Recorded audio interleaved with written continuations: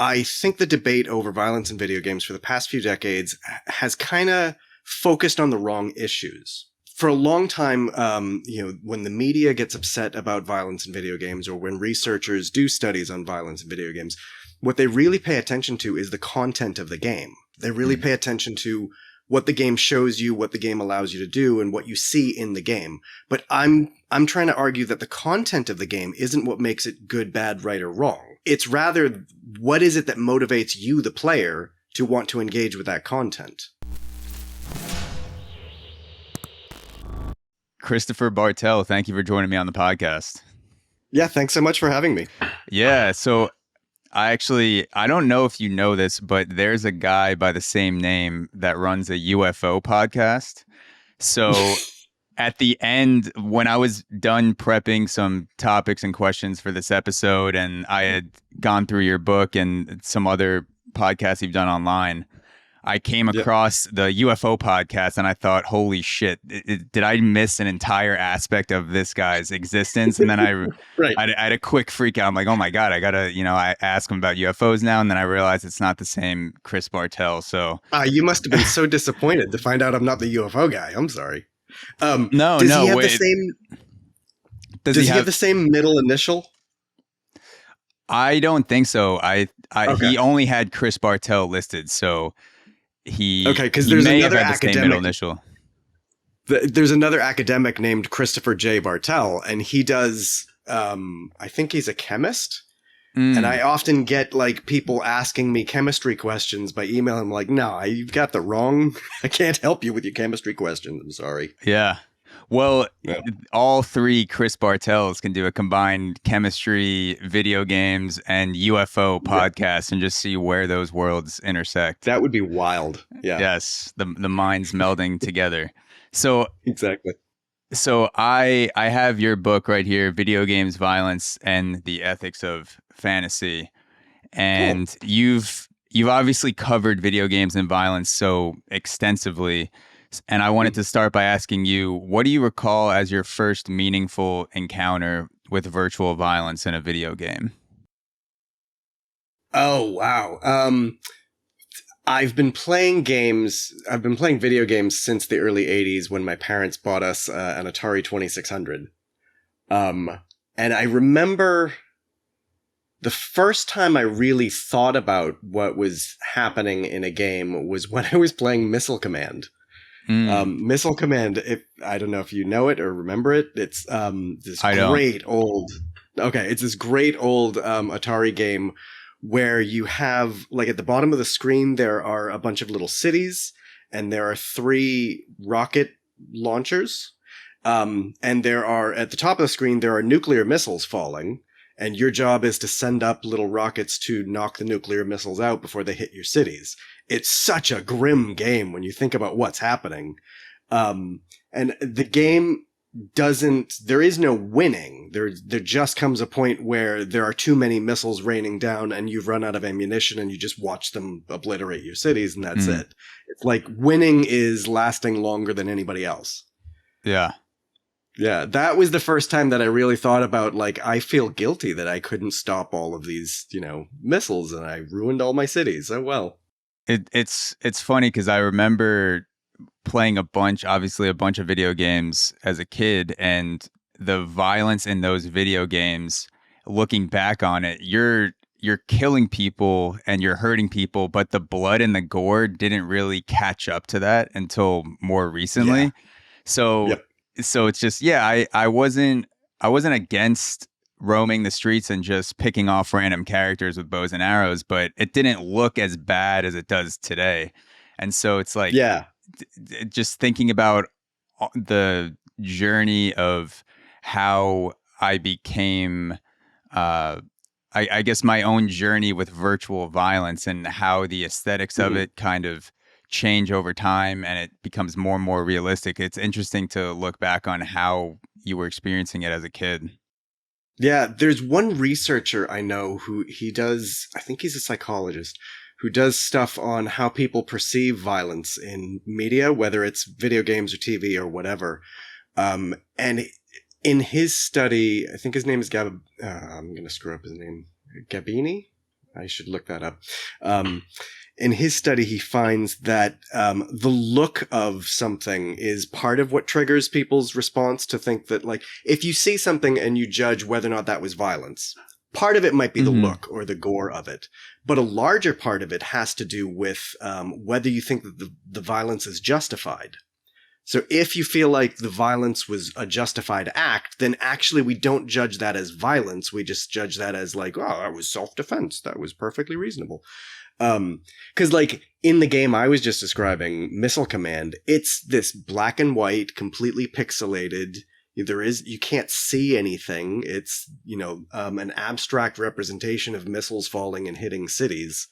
There is no gore to see. And yet that still made me feel like, what just happened there? Yeah, I'd be interested to know the type of people in that study and whether they're fans of UFC or not, or if they have ever practiced martial arts, because I watch UFC fights and I've become a big fan of the sport, and I know that it's justified to enter a ring, whether or not you agree with whether UFC should be entertainment or not. When you walk into a ring, some other person is going to try to hurt you, and you're both engaging in a consensual act of violence that is going to entertain thousands and millions of people.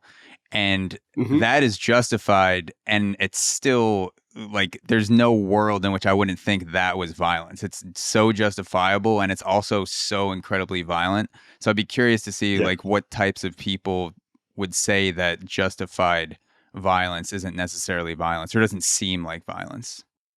So I don't know if this does the trick, but like I've had this experience when I'm teaching classes and I talk to my undergraduates about this. And it almost happens in like every class where the topic comes up. I bring up Call of Duty, and I ask the students like how many of them play Call of Duty and do they think of that as a violent game? And half the class will raise their hand and say, yeah, it's a violent game. Obviously, it's a war game. You're walking around in a war with a gun shooting people. And the other half of the class will like get really puzzled and insist that that's not violence. You're a soldier. You're following orders. It's a justified war. You're a noble soldier trying to do the right thing. That doesn't count as violence. And then we have this back and forth debate about like, but people are dying. Right? You're shooting people. Like that's, I think, the baseline of what violence is. Yeah. But like UFC is a really interesting, or, even boxing or sports, that are full contact are really interesting because they have the justification built into it, right? It's all consensual. We've all agreed that we can punch each other. Yeah. It's like, the justification is just given to you. Yeah, exactly. The act of violence becomes, I guess, if you don't view justified acts of violence as violence per se, then the act becomes secondary and your motivation becomes the primary trigger of whether you consider that violence. But it's like if you walk towards someone on the street and that person gets within striking distance of you and you punch them in the face, you do, jab, cross, kick combination. Yeah.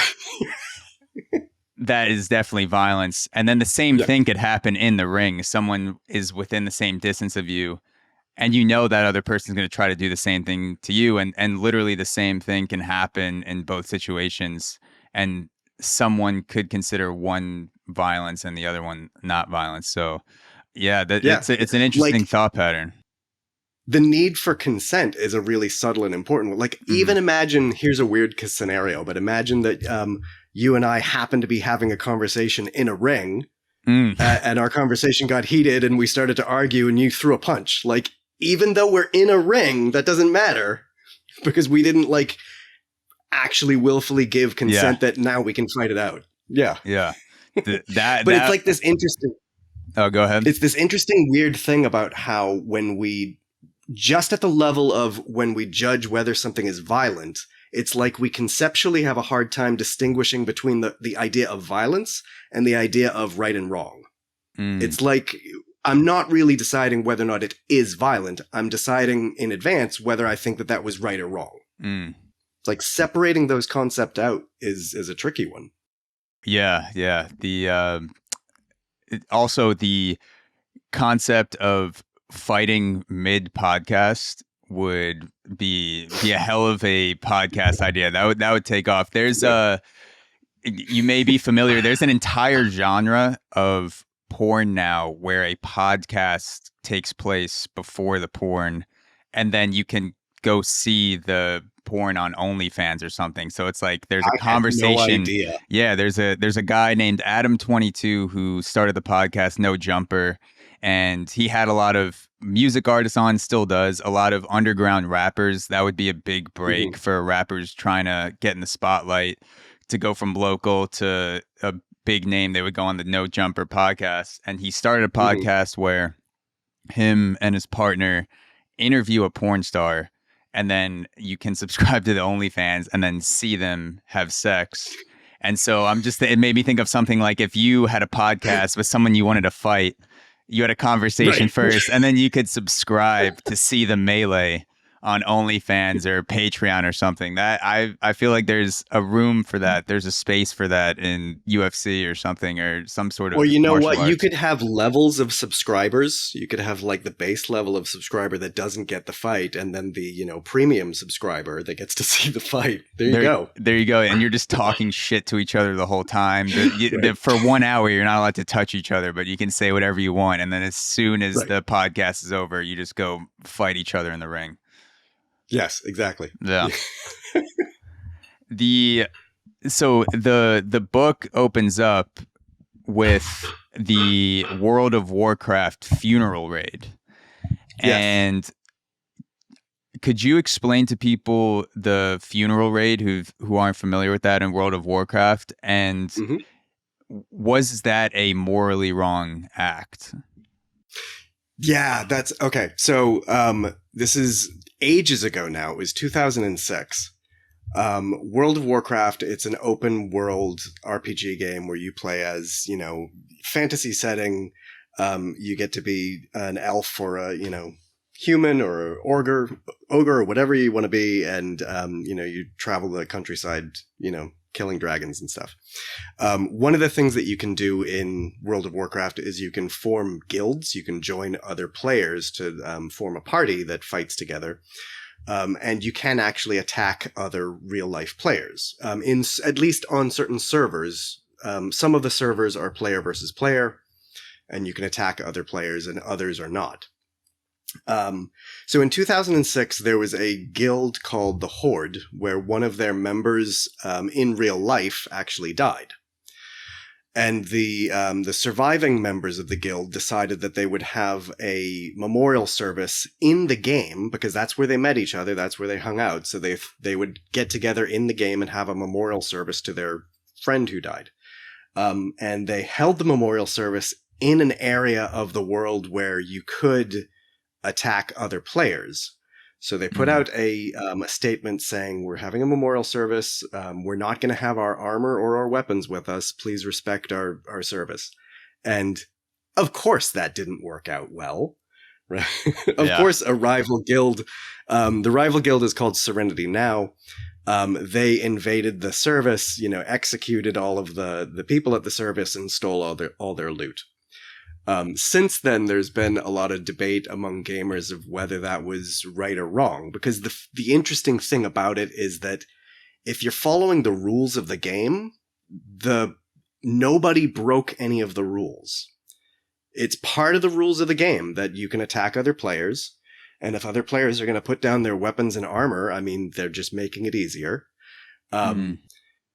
So strictly from within the rules of the game, nothing is broken.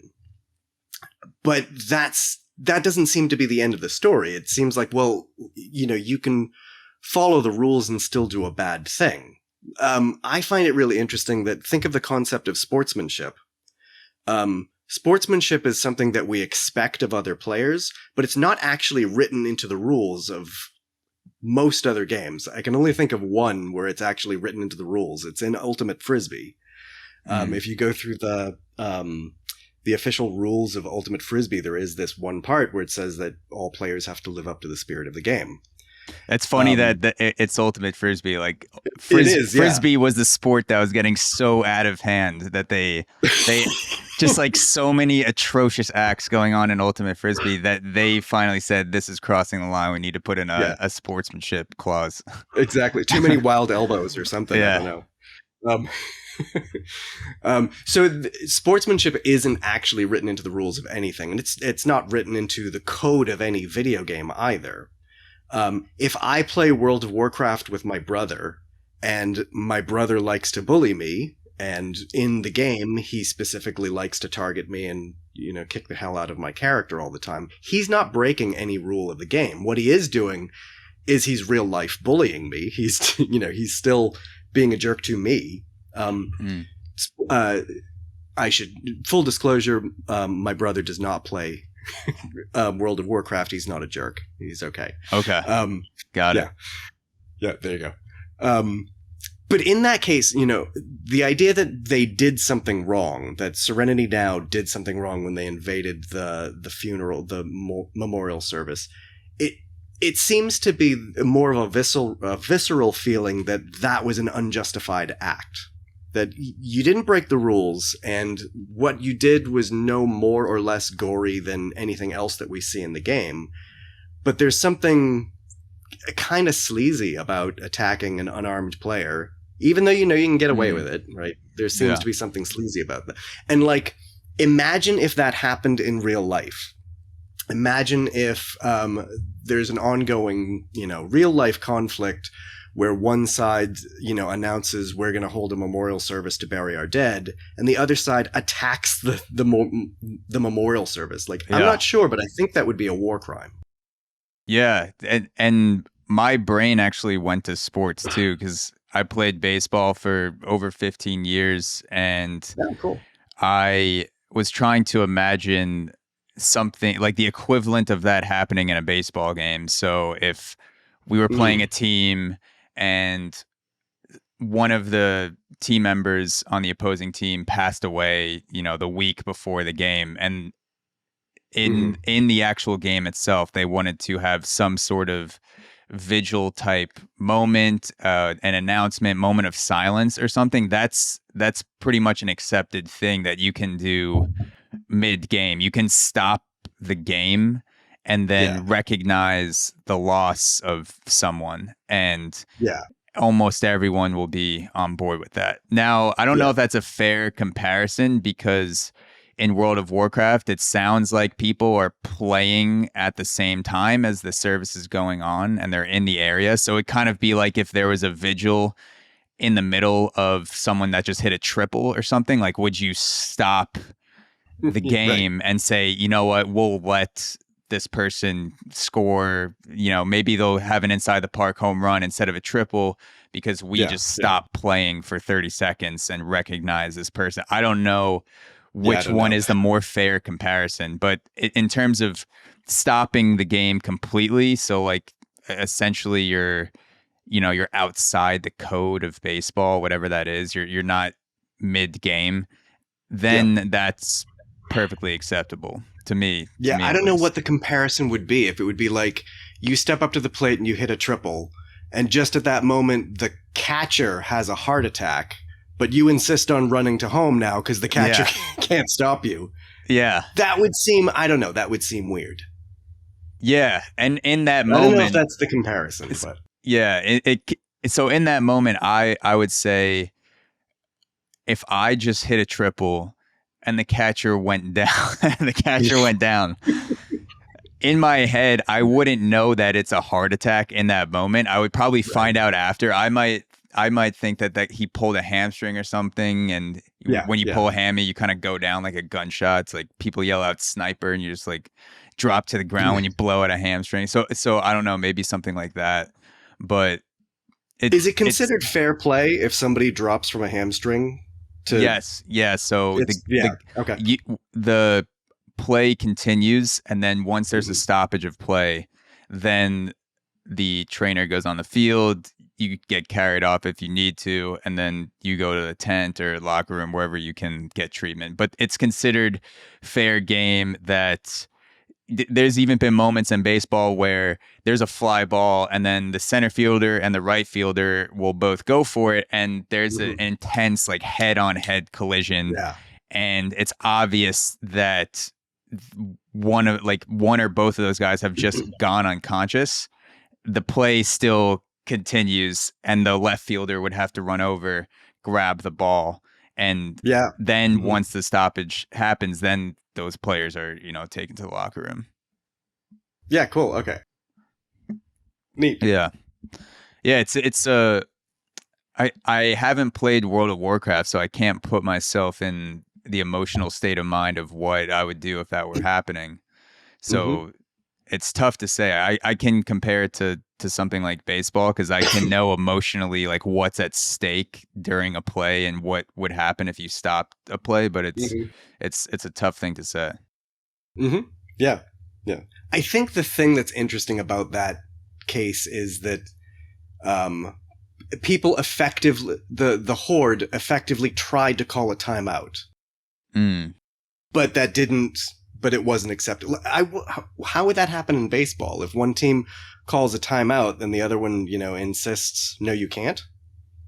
Could they just steamroll you and keep playing? You're given a certain number of timeouts. So in baseball, I believe now it's one before the seventh inning and maybe one after, but I know you're at least given one timeout. Same thing in a lot of other sports. You come in knowing that you can stop play for 30 seconds or 60 seconds. So, but if there's no rule in the game that says that you can call a timeout, then the other players wouldn't, I guess, have to abide by that timeout call. It would just be on them whether they want to honor it or not.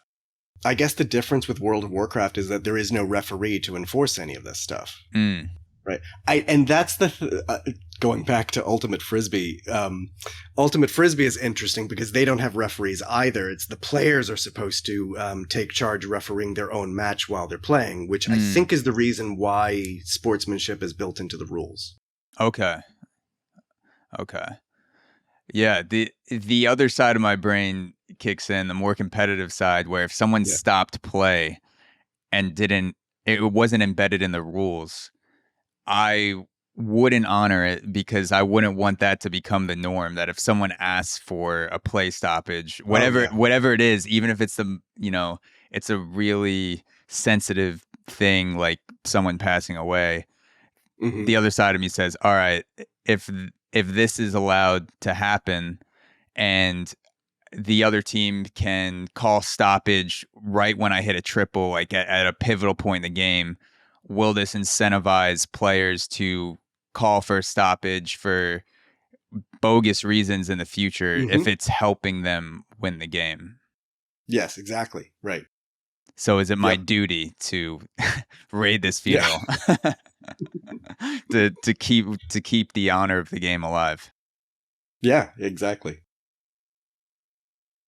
The big question, and we're going to get into specifics of this, of course, but the big question I wanted to kind of tee things off is it morally wrong to commit acts of violence in a video game? And if it is wrong, what makes it wrong? When is it wrong? Yeah. Yep, that's the big question. I didn't actually answer your question about World of Warcraft, whether the Serenity Now raid was right or wrong, because I think that's an open question. That's a tough one. The part of what makes the World of Warcraft question a really hard one is that it's a player versus player game. It's a multiplayer game. There is no referee. People seem to be following the rules of the game. So, there's an open question. With the big question that you just asked, is it ever morally wrong to do something violent or bad in a game? I think it's really interesting to focus instead on multiplayer, player versus player violence, to just focus on single player games where if I'm playing Red Dead Redemption at home by myself, I literally cannot be hurting anybody. I have no duties to my competitors. There are no other human beings at the other end of the avatars that I could possibly have any kind of responsibility to. So in that case, what would be wrong with me going on a killing spree or doing whatever I like in Red Dead Redemption? Yeah, that's the question that I really get excited about. Yeah, the entire premise of focusing not on the act, but on how you're playing the game, your desires, whether you're cultivating an immoral desire by continuing to do an act of violence over and over again. Like, what are your motivations behind the violence? Really made me think back to my own experiences playing video games. And you even mentioned one of them in the book before you even got to the section about Grand Theft Auto, where you're just going through the streets, rampaging, shooting people who are innocent, running people over. That was immediately where my mind went to what's something that I did repeatedly where it didn't help me advance in the game at all. I just perceived it as fun. It was fun in that moment to have a game with what seemed like an unlimited map. You can go wherever you want. An old lady crossing the street with a shopping cart, you could just blow her head off and the cops chase you. And then you have to get away from the cops and then you start over and you do it again. To me, that whole question that you posed in the book and the way that it's our motivations and the desires itself and not the action, it really made me think about, like, when did I cross the line? Did I cross the line into cultivating something that I shouldn't have? Was it just fun? Did I like getting chased by the police? Was I doing it so the cops would chase me? Was I doing it because I liked the way it looked on screen, where I'm like, oh, it's fun to kill people? I don't think I am someone that would enjoy the act of, killing someone in the real world. I hope I never am posed with that situation. But in virtual games, like, certainly that was something that was a rush. That was a cool aspect of the game. So it really was, there's no answer, I guess, to that question, but it's a fascinating thing to apply that to your own experience, to my own experience with violence. I think there is an answer to that question, but I think I can't answer it. I think you have to answer it because you're the player. The debate over violence in video games for the past few decades, I think has been, part of what I'm trying to do with the book is that I think the debate over violence in video games for the past few decades has kind of focused on the wrong issues. For a long time, when the media gets upset about violence in video games, or when researchers do studies on violence in video games, what they really pay attention to is the content of the game. They really pay attention to what the game shows you, what the game allows you to do, and what you see in the game. But I'm trying to argue that the content of the game isn't what makes it good, bad, right, or wrong. It's rather, what is it that motivates you, the player, to want to engage with that content? I think there's a really important distinction between, setting aside on the one hand the content of what's in the game, and on the other hand, thinking about what is it that drives you to want to do those things in a game. In that case, there are innocent reasons to do violent, nasty things in games, and maybe there are also some reasons that are not innocent. Like, if you're playing, there are lots of innocent reasons. Like, if I'm playing a Red Dead Redemption and I want to go on a killing spree, part of it might be just I'm experimenting with the game as a piece of technology. I'm trying to figure out, like, would the game actually allow me to do this? Is that part of the game? If I jump off this cliff, is it really going to let me jump off the cliff? Is it really going to let me fall to my death? I just want to experiment with the physics of the game. I think that's perfectly innocent thing to do. It would also be an innocent thing to play a game and really throw yourself into the violence because what you're interested in is having a rich, complex aesthetic experience. In that case, it's not all that different from watching a movie like Goodfellas or watching, Breaking Bad. What I like about Breaking Bad is the complexity of the moral challenge of what's going on in the story. And, I have this rich aesthetic experience where I see what the bad guy is trying to do, and I don't condone it, but I also hope he does better. Right. Yeah. That's another innocent reason why I might do bad things in a game. Or, or maybe I'm just trying to gross out my friends. That's a perfectly valid reason as well. Yeah.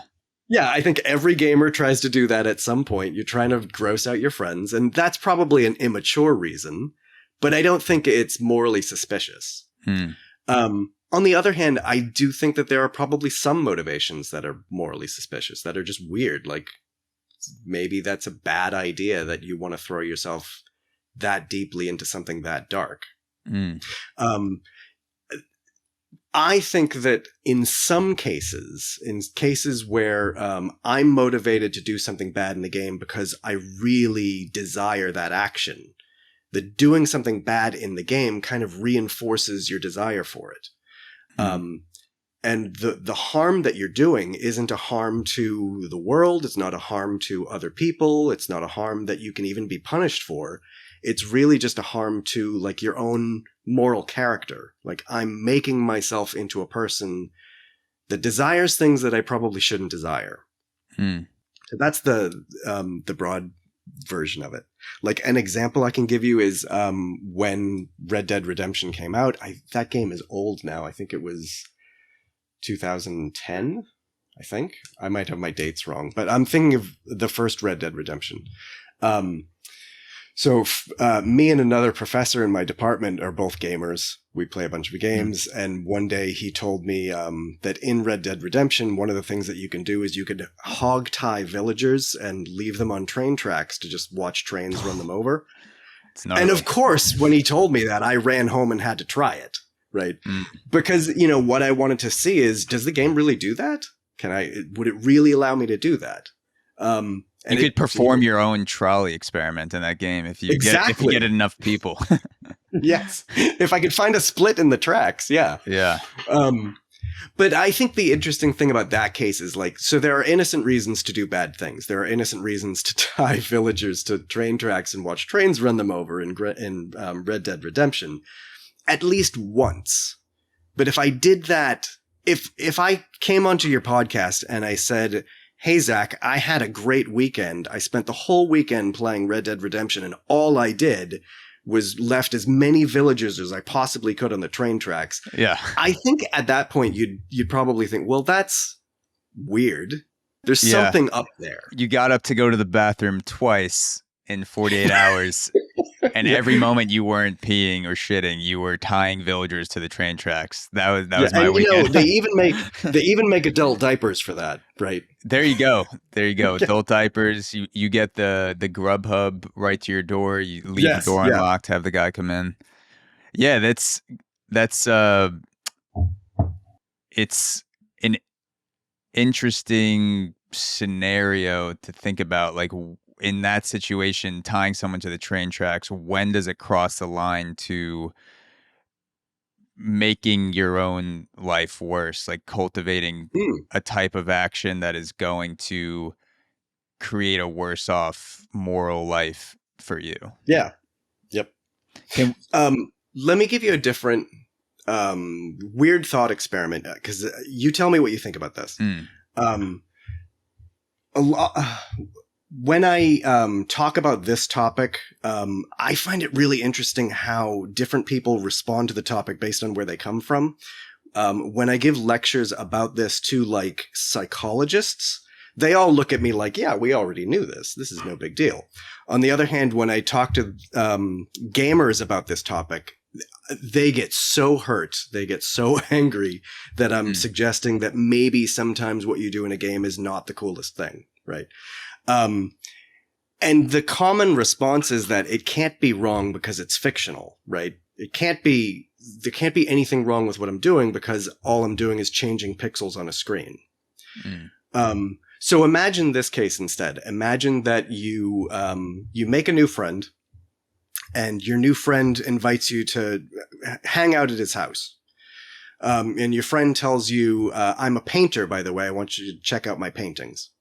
So you go to their house, and when you walk in the door, you notice that the room is just covered floor to ceiling with paintings that this person did, and they're all like really hyper-violent scenes.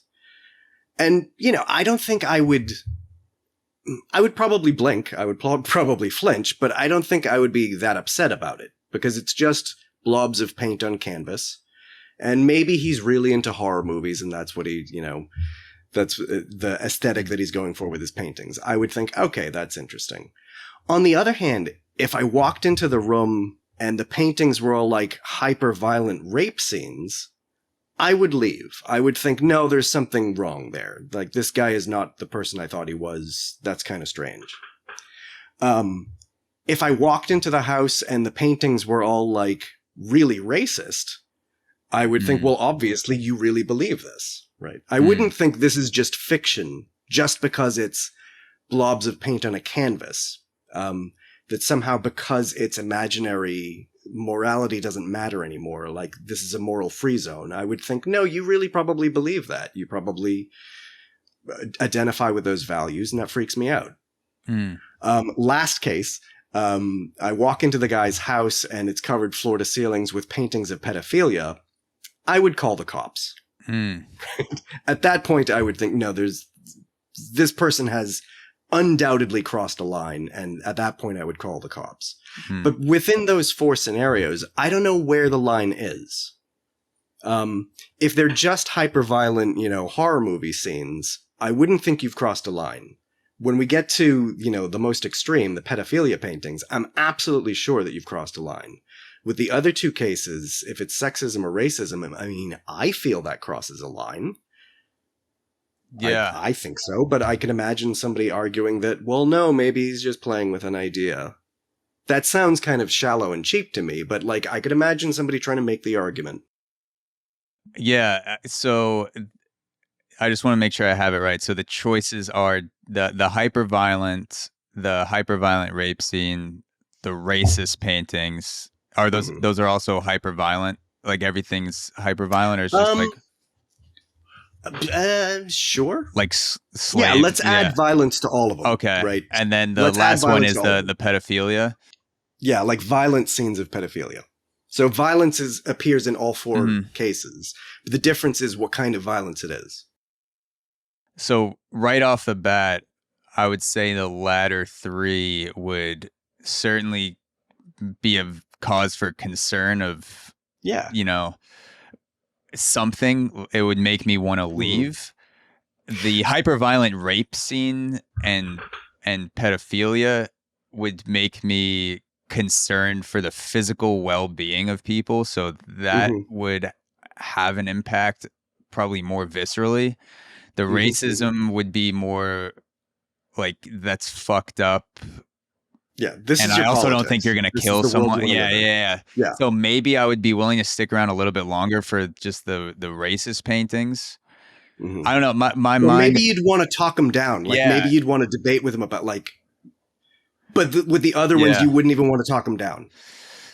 I see. I would be interested in getting at least some small piece of motivation before I left. Like, are you working on some sort of project where you're getting people's reactions when when people are exposed to pedophilic art, whatever, you know, you're doing something in which you need to record data points for people's emotional reactions. I don't know if you're hooking them up to an fMRI machine or something, but like, is there something that you need to do this, or is this your free time? That would matter a lot. If it was like, no, this is my art, man. That'd be strange.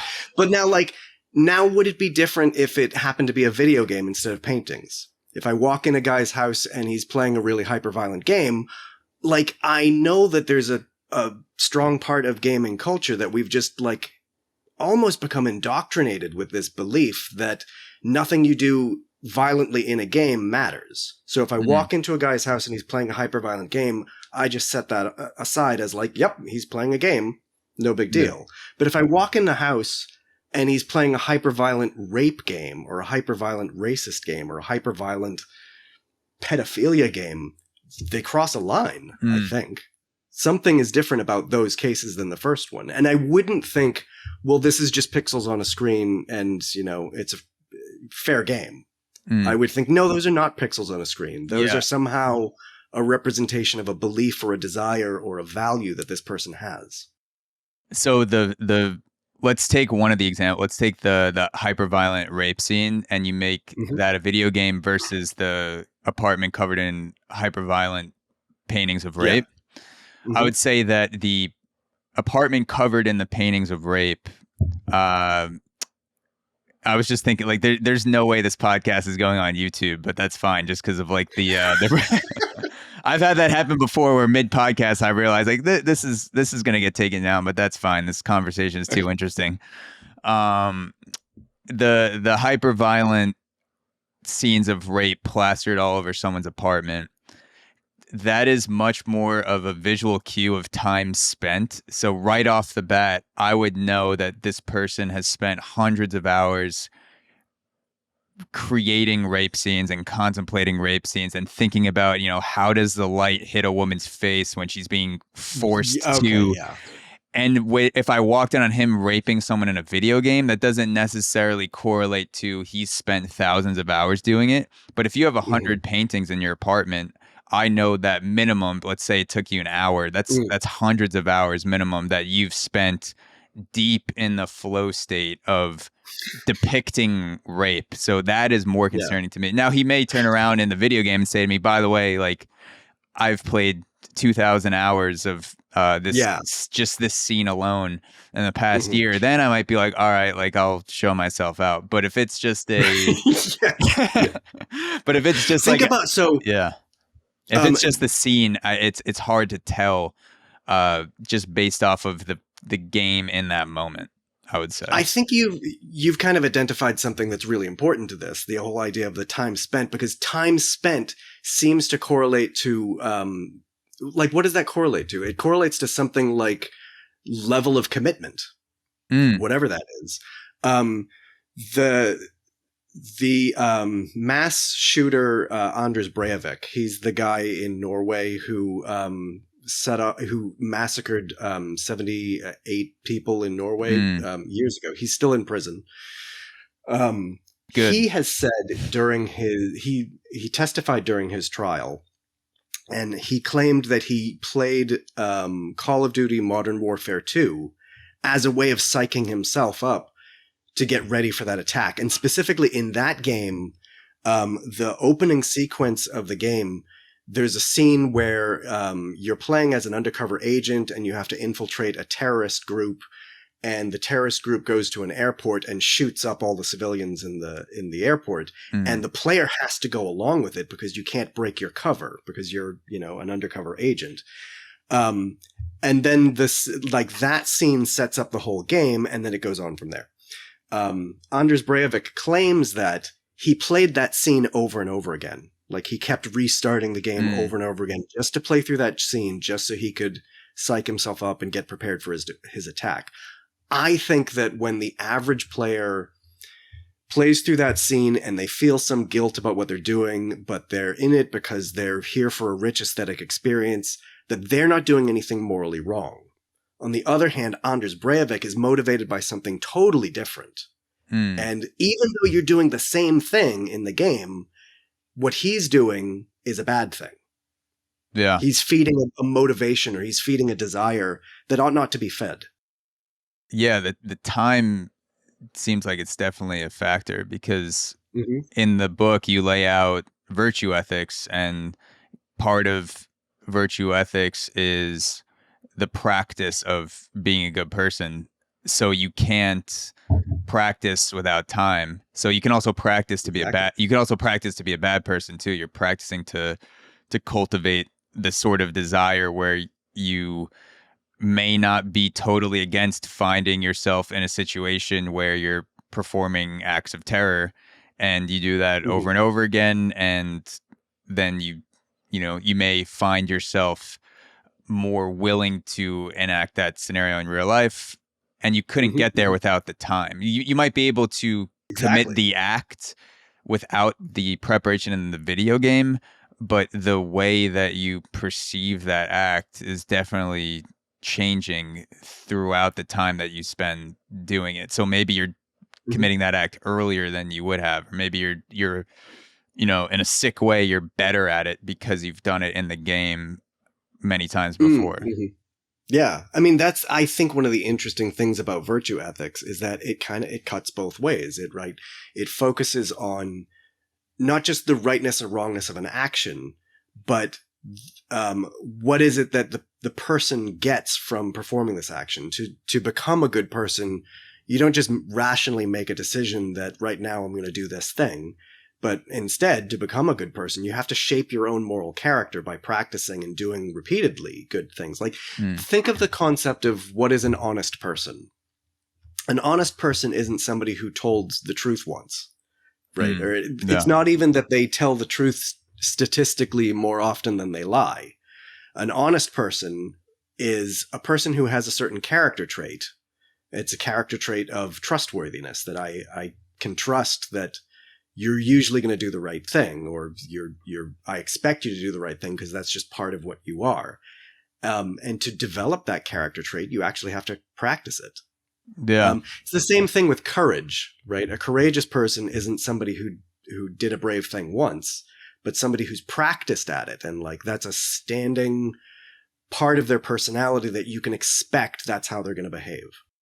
Yeah. There's a part of the book with virtue ethics that I wanted to read, and then the way that you spoke about it made me think of cheating in a relationship. And so, like, going off of practicing and saying, the example you gave, where if you tell the truth once, you're not a truth teller, you're not necessarily an honest person. Just like if you lie once, you may not necessarily be a liar. Yes. And same thing, the old adage, once a cheater, always a cheater. And so you write, virtue ethics is different from the first two theories, deontology and consequentialism, in that it emphasizes that ethical behavior is a practice. Aristotle thought that it was impossible to teach someone to be good. Aristotle thought that it was impossible to teach someone to be good. To be good is not just to do good things, but it is also to have the right feelings towards goodness. And so to go back to the cheating scenario, once a cheater, always a cheater. If you cheat on someone once, and I actually thought about my own experience, because I did cheat on my first girlfriend when I was 18 years old, like typical, go to a bar, blackout, wake up, like someone's in your bed, you're just like, oh fuck, like. And so for many years I didn't really think about it. I just chalked it up as it was a mistake. And then I started to think about the saying, once a cheater, always a cheater. Am I just the type of person that cheats regardless of the relationship? I'm just going to be a cheater.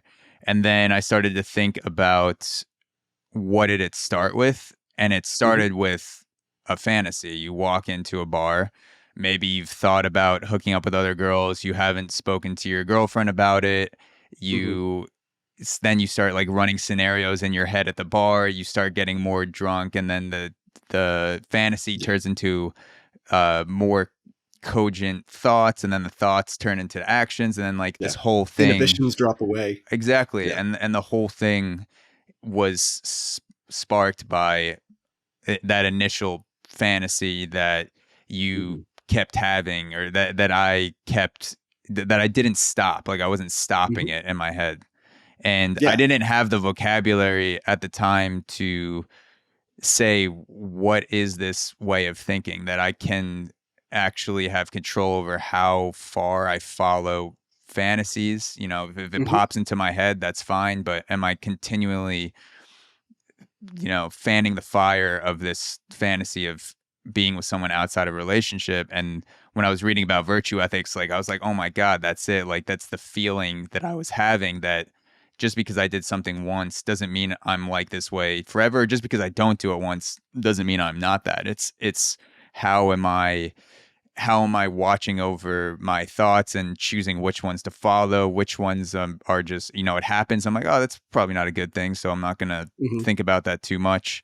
That part of the book really gave me a sort of vocabulary to talk about what it was that I was trying to do and still try my best to do today to cultivate a good character, failing, but also learning from those experiences. But the cool thing you're absolutely right. Like, one of the cool things about virtue ethics is that you can make a mistake. I actually don't, from a virtue ethics perspective, the adage, once a cheater, always a cheater, is not technically true. Like, it is possible that you can make a mistake once, realize that was an uncharacteristic behavior. Like, think of how many times people get swept up in the moment and they do something that they later regret, or that they later think, well, that wasn't really me. That doesn't really capture my values. That doesn't, that was just a mistake. I was in the wrong place at the wrong time and I got swept up by the crowd. Virtue ethics says, well, yeah, you made a mistake. That isn't part of your personality, but it could be, right? It could be if you keep practicing that. If you allow yourself to make a mistake multiple times, then it's not a mistake anymore. Now this is a personality trait. Yeah. And it's similar to the thing you were just saying about thoughts. Like, thoughts pop into our heads all the time that we don't like. And those are, you decide, I'm not going to think about that. I'm going to brush that aside. That's not really me. That was just a weird thing my brain did. Mm-hmm. And sure, that's fine. But then there are those thoughts that, like, we go back to and we rehearse and we get better at them. Like, I think everybody has a fantasy that's important to them. Like a fantasy that you carry with you throughout your life and you keep building on and you keep imagining different scenarios, how the fantasy works out. That is a part of your personality. Like, that really is some part of something that you value or you believe, or even if you don't act on it, it's part of that, how you make moral decisions. It's in there somewhere. Do you think we're heading towards a Minority Report world where everyone's fantasies are going to be online eventually, where there'll be some sort of red flag of someone fantasizing something multiple times to the point where the police show up at your door and say, hey, you've fantasized about killing your next door neighbor 400 times this month. Yeah. What is going on? Yeah. What the hell is happening? I hope not. And this is a really tricky thing that, like, it's a hard line to defend, but maybe I'm cheating. I don't know. You can tell me if you think I'm cheating. I think that there's a difference between morality and politics. And the difference is, morality is about how we want to live our lives and what it means to live a good life. And my book is really about morality. It's about whether committing violent acts repeatedly and, fantasizing about violent acts in games is part of living a good life. I want people to have the ability and the space to do that. I don't want to live in a world of thought police. That's creepy. Politics, on the other hand, is really about whether or not we can use the power of the state to control how people behave. With Minority Report, like, I think that you've crossed this point from morality into politics, where now I have the authority and power of the state to put a red flag on somebody's fantasies and punish people or put them in, like, pre-jail or whatever it might be. That's not a world I want to live in. I want to live in a world where we have the mental freedom to think the thoughts that we want to think. But I also want people to reflect on, like, the moral impact of what it is that you think. Yeah. Right? I don't think there's this big philosophical question. What are the limits of morality? How far does morality extend? And what I'm suggesting is that, interestingly, morality extends into your mind as well. It doesn't stop at the edge of your skull.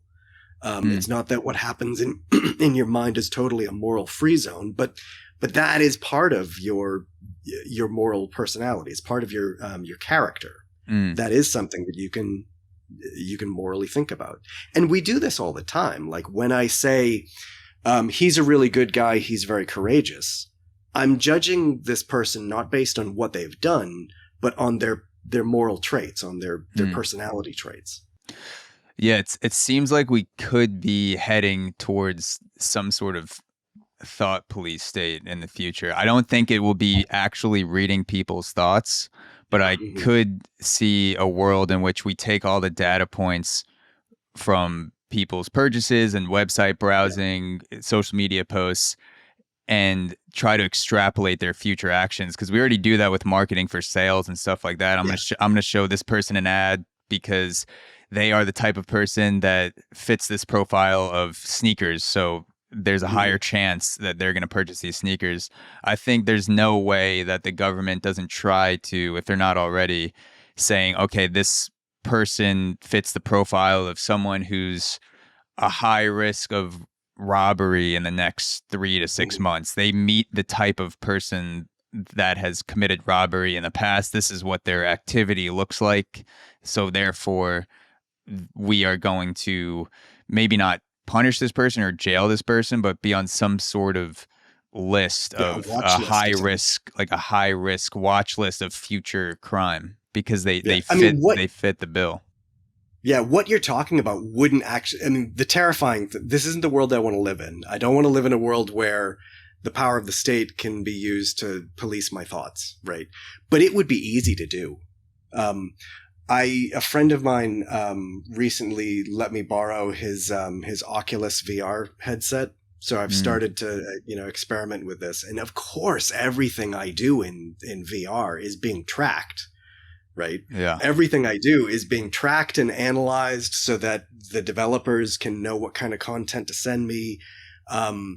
They know what I'm doing. They know what fantasies I keep going back to. So it would be real easy to do. Like, we already do this. I wonder though I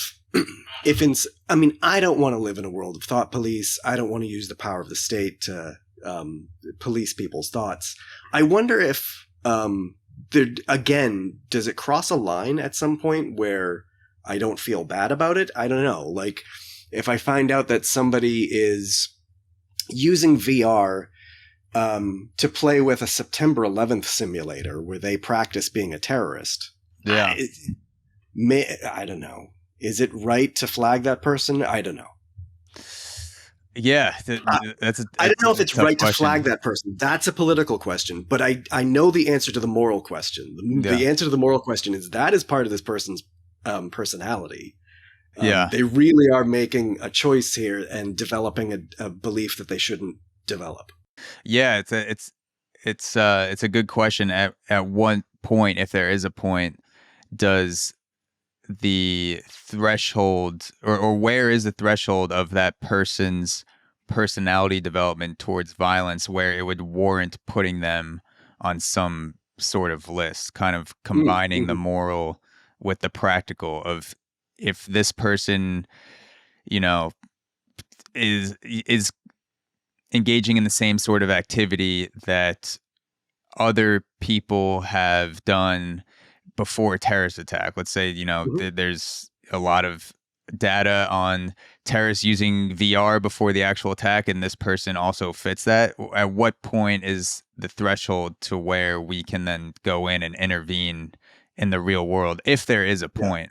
Can we do that? I think here's a suggestion. Maybe this is a bad idea, but maybe the threshold is in their own head. Like, I have a lot of students who, when I tell my students about this, they get really upset and they tell me, I play violent video games all the time and I'm not a bad person. And I tell them, yeah, you're absolutely right. You're not a bad person. When you're playing a violent video game, that doesn't make you a bad person. But you know what's motivating you. What is the desire that you're trying to feed here? Maybe the threshold that we're looking for is something that is personal and internal to my own psychology. Like, I know what desires I'm feeding, and I know whether or not I should do this or not, or whether I feel guilty about this or not, or whether this is developing a part of my personality that actually is kind of vicious. Maybe the threshold is personal, and you can't tell me what my threshold is. Right. Yeah. Because you can't look into my head, but it's there. There is a threshold. I would agree with that. That makes me think of stand-up comedy, where certain people say that you should and you shouldn't be allowed to make jokes that have a certain subject matter. And to me, as a huge fan of stand-up, I know that it's all about the way in which you tell a joke. You can have 100 rape jokes 97 won't be funny, or I won't find them funny. I don't want to say they're not funny, but then the 3 that I do will be, in the way that that person is talking about the subject, the irony they're using, the tone of their voice, the spacing, the timing, the interaction with the audience, crowd work, things like that. And so it seems like a fair comparison to put that inside someone's head too, and say you don't know the art in which in which that person is experiencing their own fantasy, just because they have repeatedly had X fantasy 100 times. You don't know the timing, the spacing, the setting, where they're stopping it, where they're starting it. All you know is that they've had a fantasy that includes this, and therefore we are deeming that as a risk. Yeah. I mean, one thing, I don't know if I'm right about this, but so my book is about violence in video games, but I think the theory that I developed isn't I wrote about video games because that's what I love. I play video games and I love them. But I think the theory that I'm describing, you could actually use it in lots of different media. Like, this could have been a theory of film. It could have been a theory of poetry. It could even have been a theory about stand-up comedy. Like, I think it's the same. I think the theory generalizes to all of these different cases. Like, in stand-up comedy, there is that, to give another old adage, right? There is that old adage that every joke is a half-truth, which I find interesting. Like, maybe that's true. Maybe when I make a joke, it is about my timing and it is about the way that I deliver the joke. But it's also like there's a kernel of truth in the background of the thought that, like, you have to agree with the values or the beliefs of this joke in order to laugh at it in the first place. Yeah, like, if the joke turns out to be, like, really grossly racist, and you catch that, then, no matter how good their timing, there's something that holds you back and thinks, well, okay, but that was not called for. Yeah. Yeah. If it crosses your values, you might be less inclined to laugh at the joke. But I would also say that there are jokes that I've laughed at because of the absurdity. So if you're going to tell a joke that crosses those values, the absurdity has to be obvious in order to get the laugh. Because if it's not obvious, if that person's like, if you're like, is he genuinely talking about how he raped this person last weekend? Like, if it's not told in a way where it's obviously a joke, then that it's not the same level of enjoyment or laughter, if there is any at all. It has to be something that's so crazy, that's so, like, obviously I'm joking, but I'm saying this because I think it's funny, and hopefully you do too. Are there jokes that you would laugh at against your own will? Like, when you reflect on it, you realize that was a terrible thing to say, but I laughed anyways. All the time. That's the most interesting to me, is when I have an involuntary maniacal laugh at something that I did not expect to laugh at. That's the most true form of laughter to me, because it wasn't, sometimes you get in a mode where you're laughing, and so the laugh isn't as genuine. You're falling into the rhythm of the comic, so it's more how they're saying. But if there's a space or a silence, and then you just get, like, knocked out by laughter. I've had times where the joke would have been something that a lot of people would probably find offensive, but in that moment, for whatever reason, I just could not stop myself from laughing, and I wouldn't want to either, because that means that comedian found something, like they unlocked something in that moment that maybe they weren't even trying to do. They were riffing. Maybe it wasn't a planned joke. They just said something, and it just sparked a moment of intense laughter. Yeah. And I would say it's the parts about virtue ethics certainly apply to things outside of video games, because, like I said, I've thought about it with relationships already. I'm trying to apply it to baseball, even stand-up comedy. You could make the case that it's whatever you're doing, if there's an act that you're repeating over time, why are you doing that act? What's the motivation? You know, why are you telling this joke? Why are you playing this sort of scenario video game? Like, what are you getting out of it? Definitely could Yeah. apply to a broad level of things. Like in the case of video games, I said earlier that we have this like cultural, I don't know what it is, like a cultural bias, or it's almost at the level of a weird form of indoctrination where we kind of knee jerk believe that what I do in video games is meaningless, and there can't be anything wrong with violence in video games because it's harmless entertainment and nobody's actually harmed by that. And if you do it repeatedly, I think you're virtue ethically practicing something. What if we change the subject? What if instead of talking about violence in video games, what if we were talking about sex in video games? I think it would be even more obvious that like what you're practicing here speaks to some part of your personality, or it speaks to some part of your psychology or what you really desire. If there are games where you're able to have sex with different characters in the game. If you saw me playing a game and you noticed, looking at all of my save files, that every time I play this game, I always go for the redhead women, I think you draw the conclusion that you wouldn't draw the conclusion that this is just fantasy or it doesn't mean anything because they're just pixels. I think you draw the conclusion that he must be into redheads. Right? Yeah. I think it speaks to something that's actually in us. Yeah, that would be a form of pornography. So yeah, to me, I would say that if you're like if it was a video game where you could play the story and then part of that story was you have to have sex with someone, so it's like combining the game aspect with the pornographic aspect, and that would be more of a sexual preference than anything, I guess. Violence. Yeah. I think the difference between violence and sex in video games is really interesting, because on the one, with violence, we're very used to saying, well, violence is okay because it's not really giving people ideas. But if it was sex in games, we would say, oh, but this is definitely giving people ideas. But how? Right? If they're both supposed to be fiction, if they're both supposed to be just pixels on a screen, so one is giving people ideas and then the other one isn't. Something weird is at play there. Yeah, I wouldn't say it's giving people ideas with the sex in the video games, but it could be a way to discover a preference that you didn't know you had. Like, have you seen the episode of Black Mirror where the two guys, they sink into they're playing a game that's like Mortal Kombat.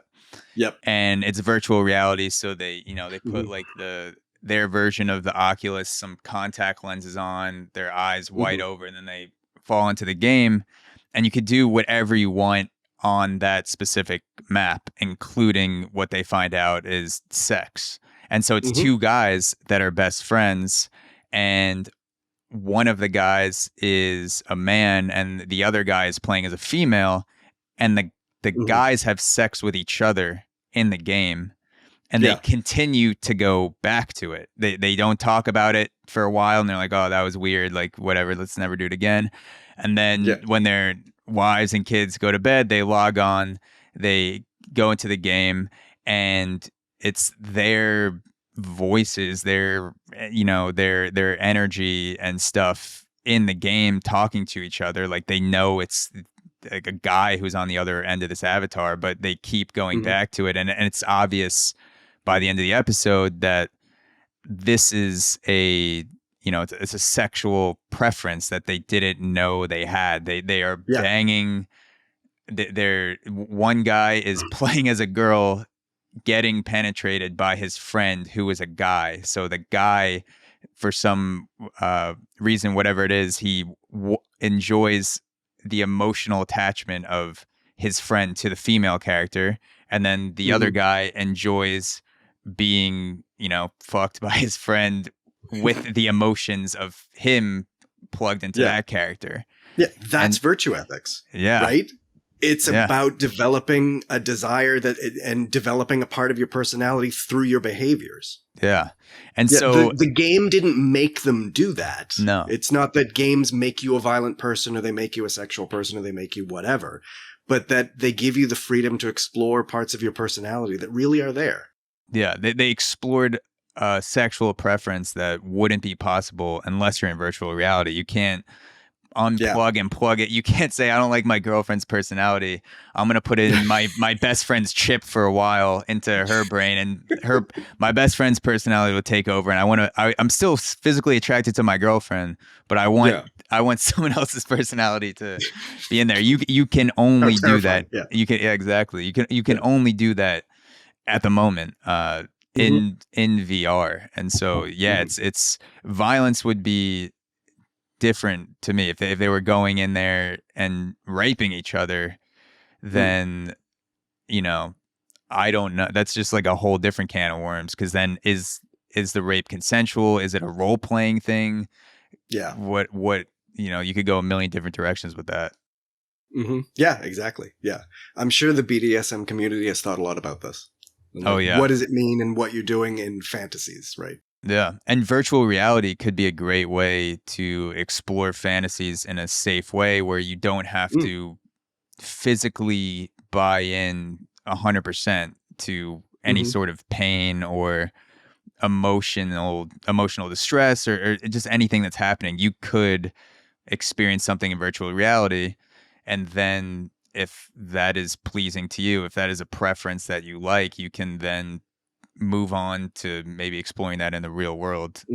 Yeah, you're effectively test driving part of your personality. Yeah, exactly. Yeah. So I wanted to get into The Gamer's Dilemma by Morgan Luck. And you've said that The Gamer's Dilemma blew your mind and changed the way that you think about video games. So could you lay out the premise of The Gamer's Dilemma and what made it so mind-blowing to you? So, before reading that essay, I had, completely adopted the cultural, widespread cultural belief that there can't be anything wrong with violence in games. I just accepted that as obvious, right? Because it's fictional, because they're just pixels on a screen. The Gamer's Dilemma is a problem. It's an essay by Morgan Luck. It came out in 2009, and it's become kind of like a classic within this field of video game studies. The premise of the argument is the reason we typically defend violence in games by saying nobody is actually harmed, right? It's this mapping from what happens in the game to the real world.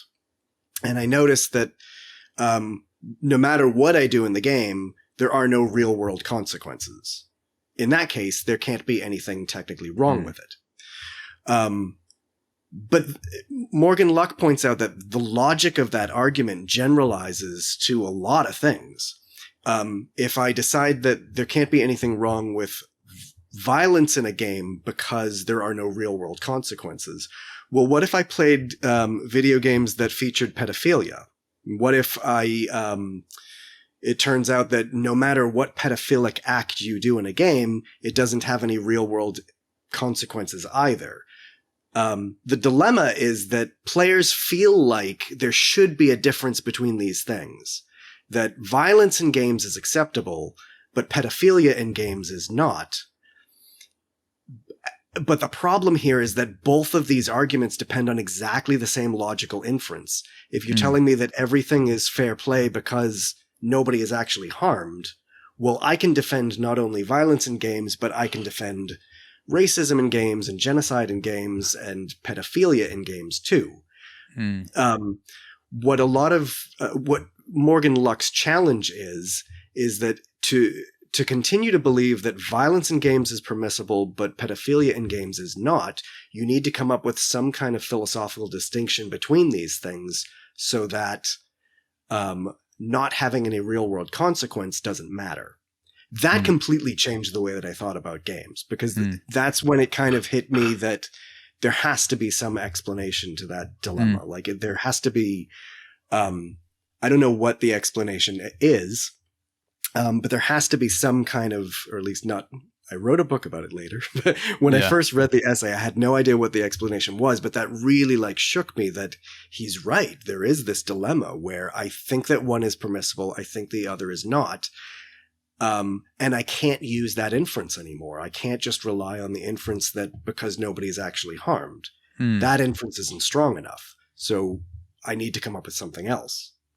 That led to a long project that ended in my writing the book. I try to resolve the gamer's dilemma in the 6th chapter, and I don't know if I'm successful, but, I tried. Has Morgan Luck responded to it at all, or have you yeah, he and I talk often. He's a really nice guy. He's an English philosopher. He works in Australia. He's helped me a lot to think about this through our correspondence. And I think the resolution that he and I both come up with different resolutions to it, but I don't think that we're all that different. My resolution to the dilemma is that when a game gives you the opportunity to do something, you actually have a limited range of options. Or you have a limited range of motivations for doing this thing. If it's violence in a game, there's surprisingly wide variety of motivations that could lead me to do something violent. It might be that I'm being immature and I'm trying to shock my friends, or it might be that I'm playing with the physics of the game, or it could be that I'm actually doing something morally vicious and developing a bad part of my personality. But it's easy to defend violence in games because there are lots of different motivations that could be innocent.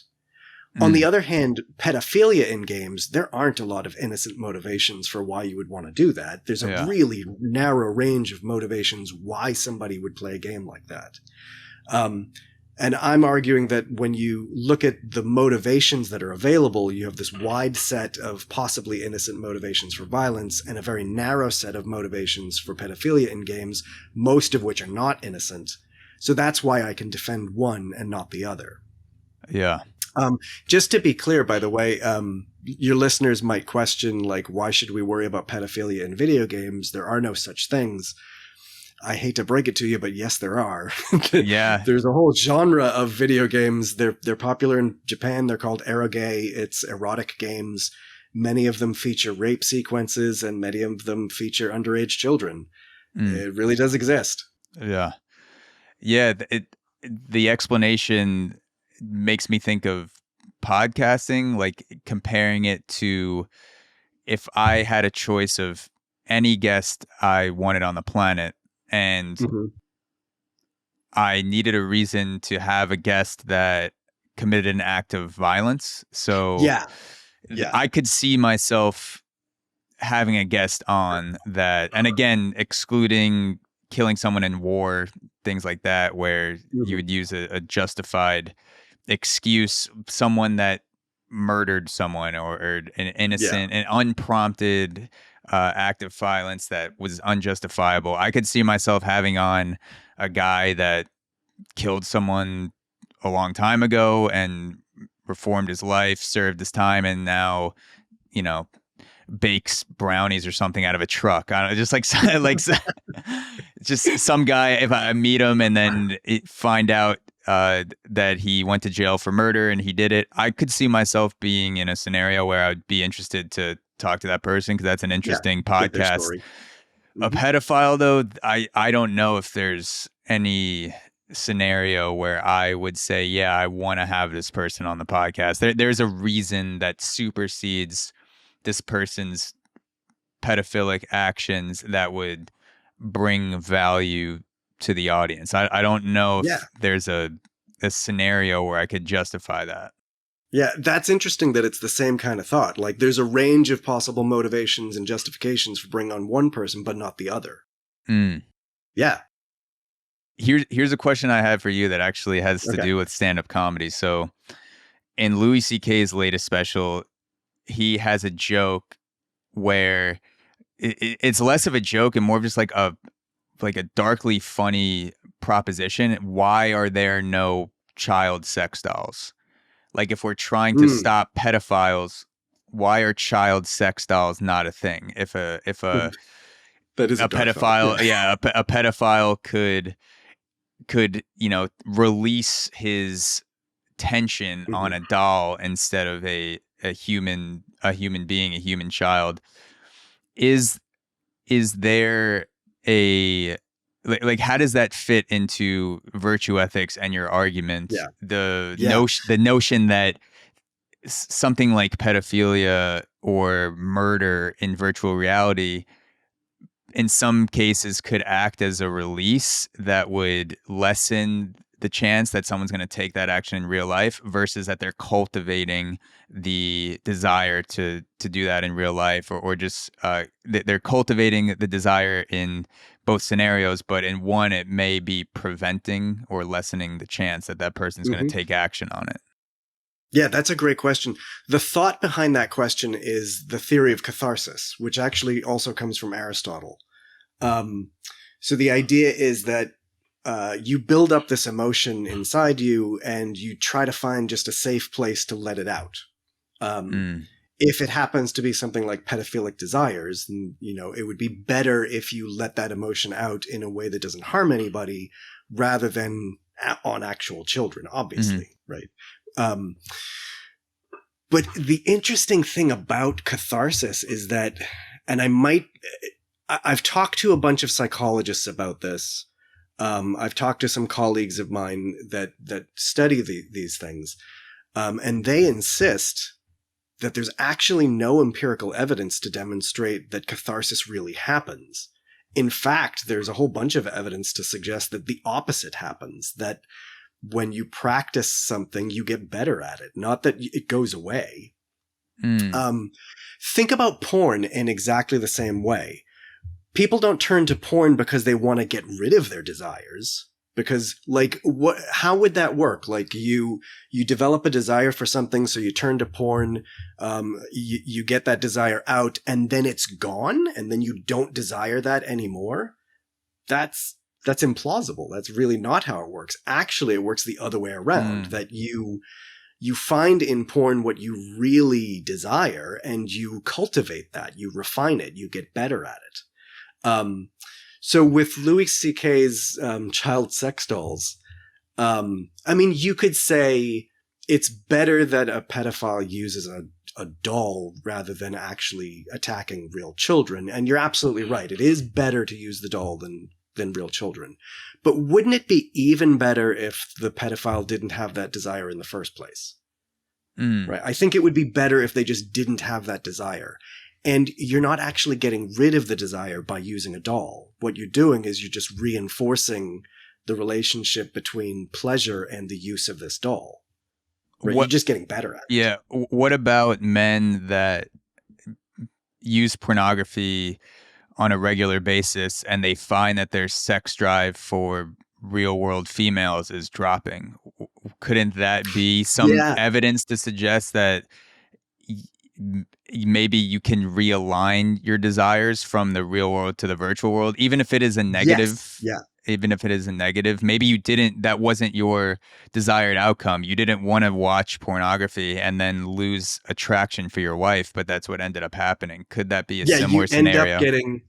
Isn't that so weird? Like, you end up getting more attracted to fictional representations than real people. Yeah. But the way that you put it as realignment is, I think, the right way to put it. That I was reading this really interesting article a while ago about how there's a treatment for pedophiles where you try to realign their sexual preferences, and the way that you do it is by giving them adult pornography. And when I read that, my brain was shouting, that's virtue ethics. There it is again, right? It's that way that you rehearse and refine and get better at something through practice. So you can realign a pedophile's preferences by using adult porn. And the only way that could possibly work is that practicing and rehearsing and reinforcing a desire. We often, I think, people commonly think of desires as things that they just happen to you and they're accidental and there's nothing you can do about it. Like, you just have these things in you, and that's that. Like, you can't change them. You can't get rid of them. It's just a brute fact. Like, I have blue eyes and I'm bald that like, I also just have desires and there's nothing I can do about it. But you can do something about it. You can actually cultivate them in exactly the same way that I could cultivate a taste for wine or for whiskey, or I could develop my palate for coffee, right? It's through practice. So do you believe that we're all born with certain seeds of desire, that we have desires that will never completely go away, but then based on our biology and experiences, we may be cultivating immoral desires past the point of the seed? Like yeah, that's a great question. Like pedophiles that walk around that never molest a child. Like maybe they know, they're aware of that seed, maybe they felt it, but they don't do anything to cultivate that thing. They're still technically, in the definition sense, attracted to children, a pedophile, but they're not committing the immoral act of then taking that into the real world. Yeah, that's a great question. I mean, the honest answer is I don't know. That goes beyond my level of expertise, but like, I have thoughts about it. I can spitball. Yeah, that's what I do all the time, spitballing with no evidence. And you wrote a book about it, so I think you're entitled to spitball way more than me. I can spitball a bit. Yeah. I bet it works a different way. I bet it's that you're not born with some specific desire for some specific content or a specific thing, because how would it's not a biological trait, right? It's not a piece of my biology that I particularly like whatever it is, coffees from South America, right? that would be weird. It's instead like you have physiologically the capacity to develop desires, to develop tastes and preferences. And when you're, you develop your tastes from the world that you're confronted with, and those things build in you. If that's right, then, put it in the context of what we were just talking about with the pedophile. I think there's a terrifying proposition to consider, that like, it's easy for us to put pedophiles in this box of, terrible bad things that were born wrong. They said they were somehow born with this terrible thing and there's nothing they can do about it, but you and I can just be, happy that we weren't born that way. But maybe they weren't born that way either. Maybe it was a taste that they developed, however they developed. Maybe it's something that almost anyone could cultivate, which is a terrifying proposition. Because, that is terrifying. There, but for the grace of God, go my preferences. Yeah. I don't know what you'd have to do to develop that preference, but I'm glad I'm going to avoid it. Yeah. Whatever it might be, I'm going to stay the hell away from it. Yeah. Well, to go back to the South American coffee example, everyone is born with a different set of taste buds and preferences for taste, and you don't come out of the womb desiring South American coffee, but you have a certain set of taste buds where South American coffee may map on near perfectly to what you want from a coffee. And where to someone else, they may find that strain of coffee disgusting. So, so I guess something there's physiological seeds, or I don't know what the right thing is for it, but like you have certain things that in the real world may map on perfectly to your built-in preferences, the desires that you're born with. If we are born with desires, I may be completely wrong. But then the question is, okay, maybe I've had a virtual experience that maps on perfectly to that. Then you need to think about, is this an immoral desire? Because whether or not you're born with something, that doesn't mean it's moral or immoral to act it out in real life. And so I would guess that pedophiles are born with some sort of instinct towards being sexually attracted to children in a very small way, and then certain amounts of those people then have experiences that map on perfectly to those preferences, like the South American coffee. And Mhm. some people, to some people, that may just be like they see images of children and they're turned on and they stop, and like they discover that part of themselves early on, Mhm. and Mhm. like they're just like, this is wrong, this is how I feel, but like I can't engage in this. And then other people may take that further and further and further. Yeah, and it like downward spirals. Yeah. Yeah. I hope it's more of your explanation than mine, because mine is dark and miserable. Like, that would be the idea. that would be scary. Yes. Yeah. So I found an article that speaking of dark things that are also funny, that we may find humorous in some ways. So recently, the Taliban actually banned a video game for promoting violence in Wow. Afghanistan, Uh-huh. which sounds ridiculous. Do you The know which Taliban. game? So I'll read the excerpt from the article. It says, along with its upcoming ban of the popular platform TikTok, the Taliban is reportedly going to ban the video game PlayerUnknown's Battlegrounds in Afghanistan. The video game, which is more commonly called PUBG Battlegrounds, should be banned because, according to the Taliban, it quote unquote promotes violence. And PUBG has also been accused by the Taliban of, quote, misleading youth in Afghanistan, according to the BBC. The video game in question is a third-person shooter, which pits players against opponents in a large city-sized arena for a battle royale, last team standing competition. So I just, find that in a dark way hilarious that the Taliban is doing all this Seems real ironic. world, like it's almost the reverse, like real world massacre is okay, we'll light someone on fire and throw them off a roof, but God forbid you do that in virtual reality. Like that is where That's where we cross the line. Yeah. Yeah.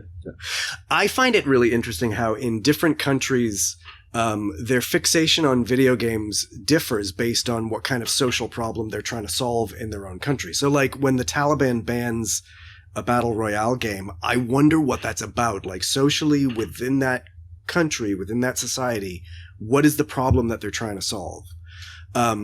Like you see this in video game scholarship too.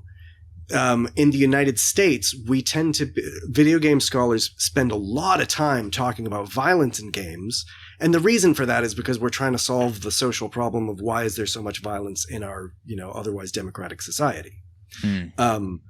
In Europe, where there's far less, random, shootings and violence like that, researchers don't really spend a lot of time on violence in games. It's hard to find it. My European colleagues look at my research on violence in games and are often like, why do you guys still worry about this? Yeah. And I try to tell them, well, I still worry about it because there actually is violence where I live. Right. In China, there are a whole bunch of researchers in video game studies that are doing work on video game addiction because for whatever reason in China, that's what they're worried about. They're worried about the idea that their citizens are getting addicted to games, and that's freaking them out. So a lot of the video game scholarship that you find on addiction studies is actually coming out of China because that, for whatever reason, is the social problem they're worried about. So what's going on in Afghanistan that they worry about battle royale games?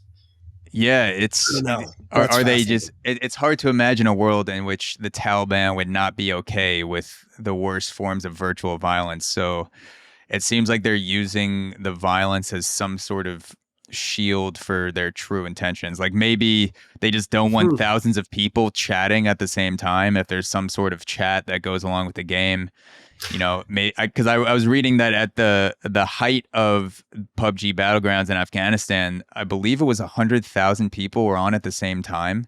And so that's big. Yeah, if you have that many people in a room at the same time on a server where you're blocking out other forms of social media, you don't want your citizens talking about certain things, getting ideas, stuff like that. Maybe that's what they were afraid of just having that many people in a room, even if it's a virtual room, where the Taliban can't keep tabs on everything that they're doing.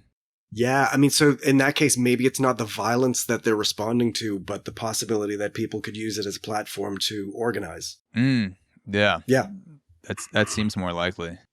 Mm-hmm.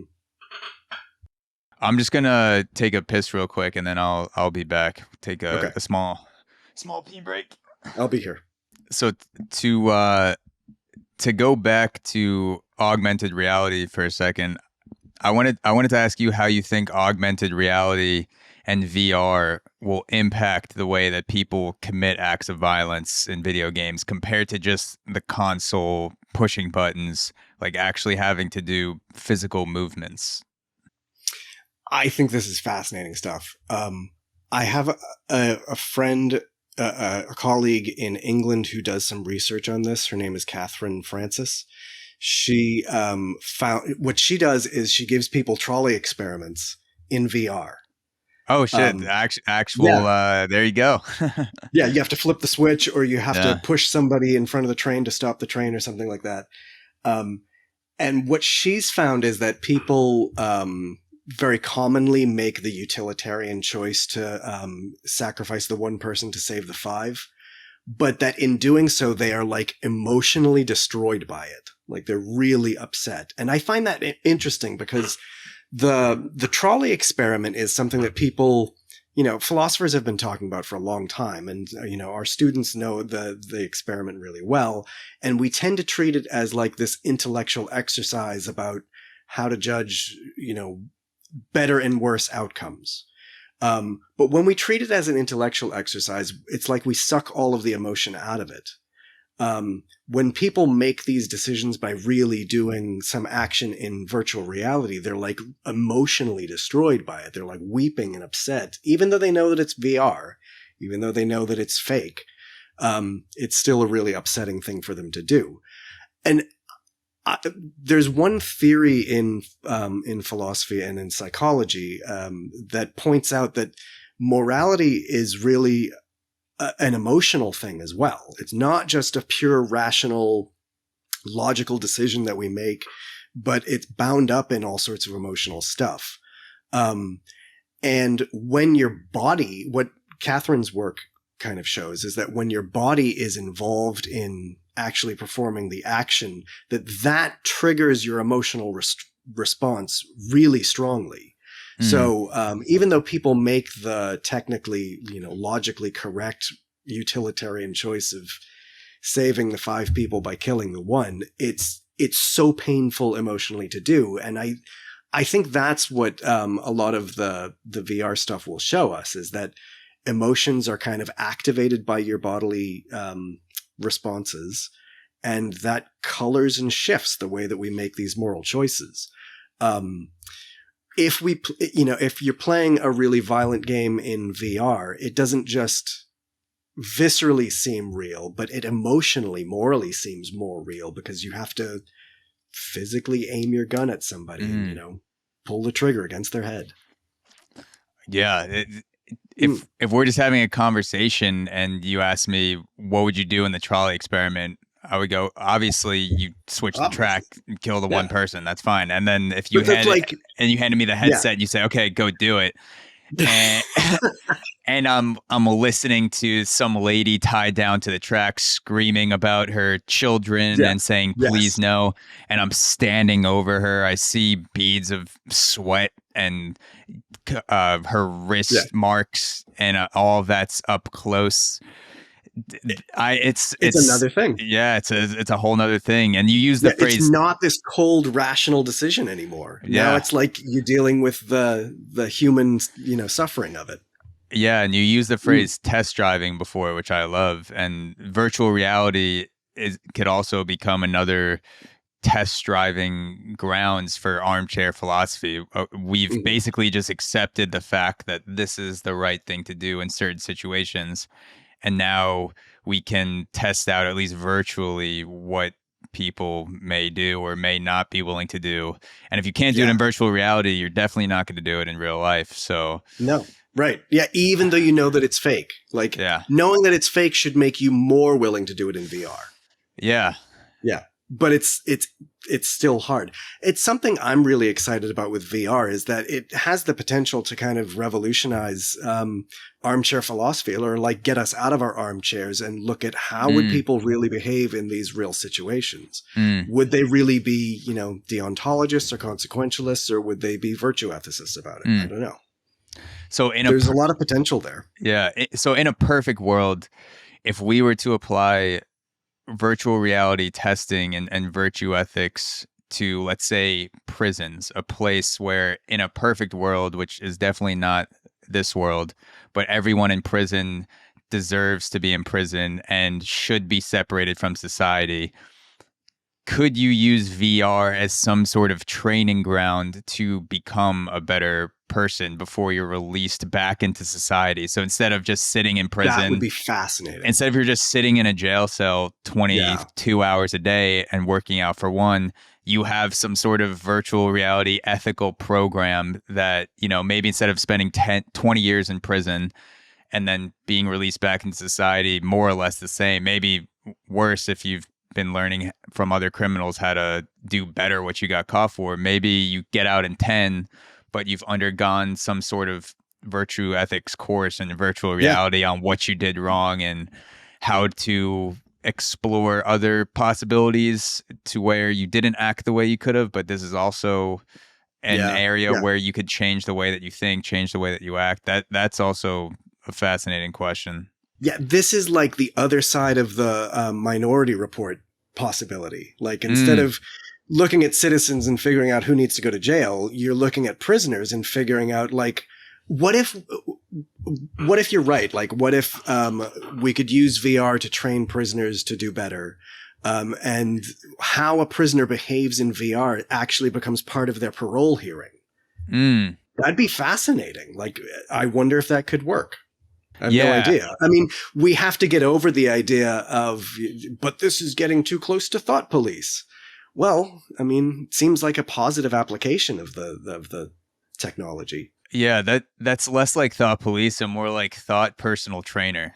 Like someone, I love that. Like someone that's coming in and saying, okay, it's like thought therapy. 12 years ago, you stabbed a lady for her purse, and that's why you're in here. Now we're going to go through different scenarios, and we're going to act differently. And, not just the same scenario that puts you in prison, but, building from the ground up. If someone doesn't have a good understanding of ethics, everyone's born into different situations. Here's a baseline where we can reliably read someone's preference and the likelihood that someone will commit an act if they're put into that real world scenario again.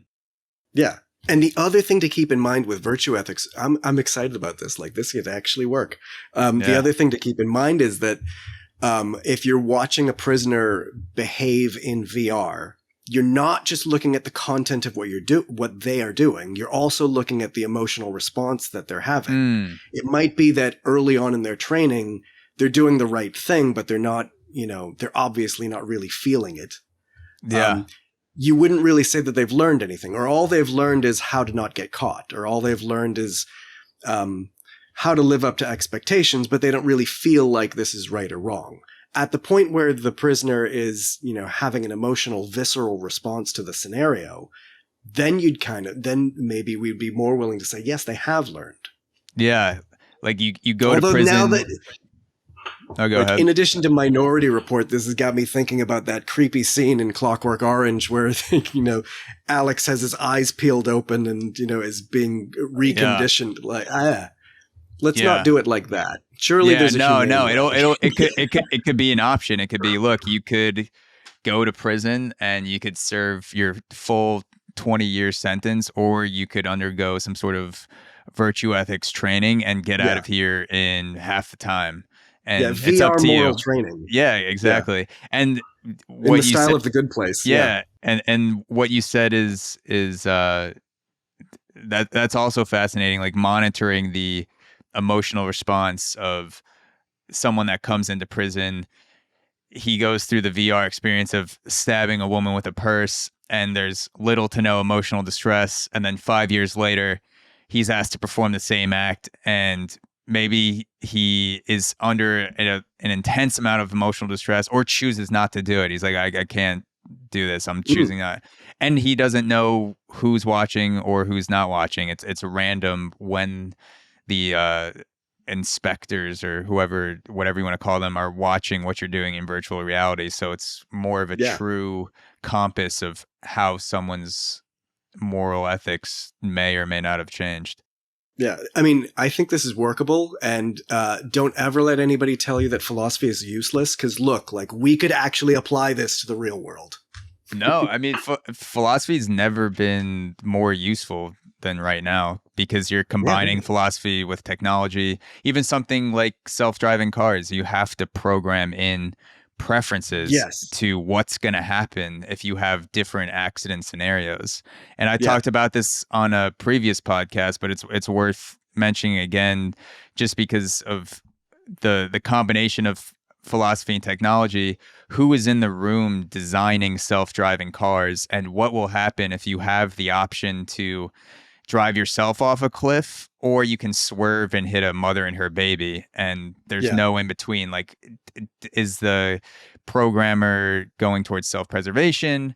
Are you hitting the mother and her baby? Maybe it's the choice between like a black guy and a white guy. There's no in between. Like, what is the car going to hit? It has to hit one of them. Someone's going to have to program that car to do something in that moment. Like, all those questions are you know, it combined. Like, there should be philosophers in the room in Tesla. If they're not, like, should have philosophers in something where it's going to impact the way millions of people perform during the day.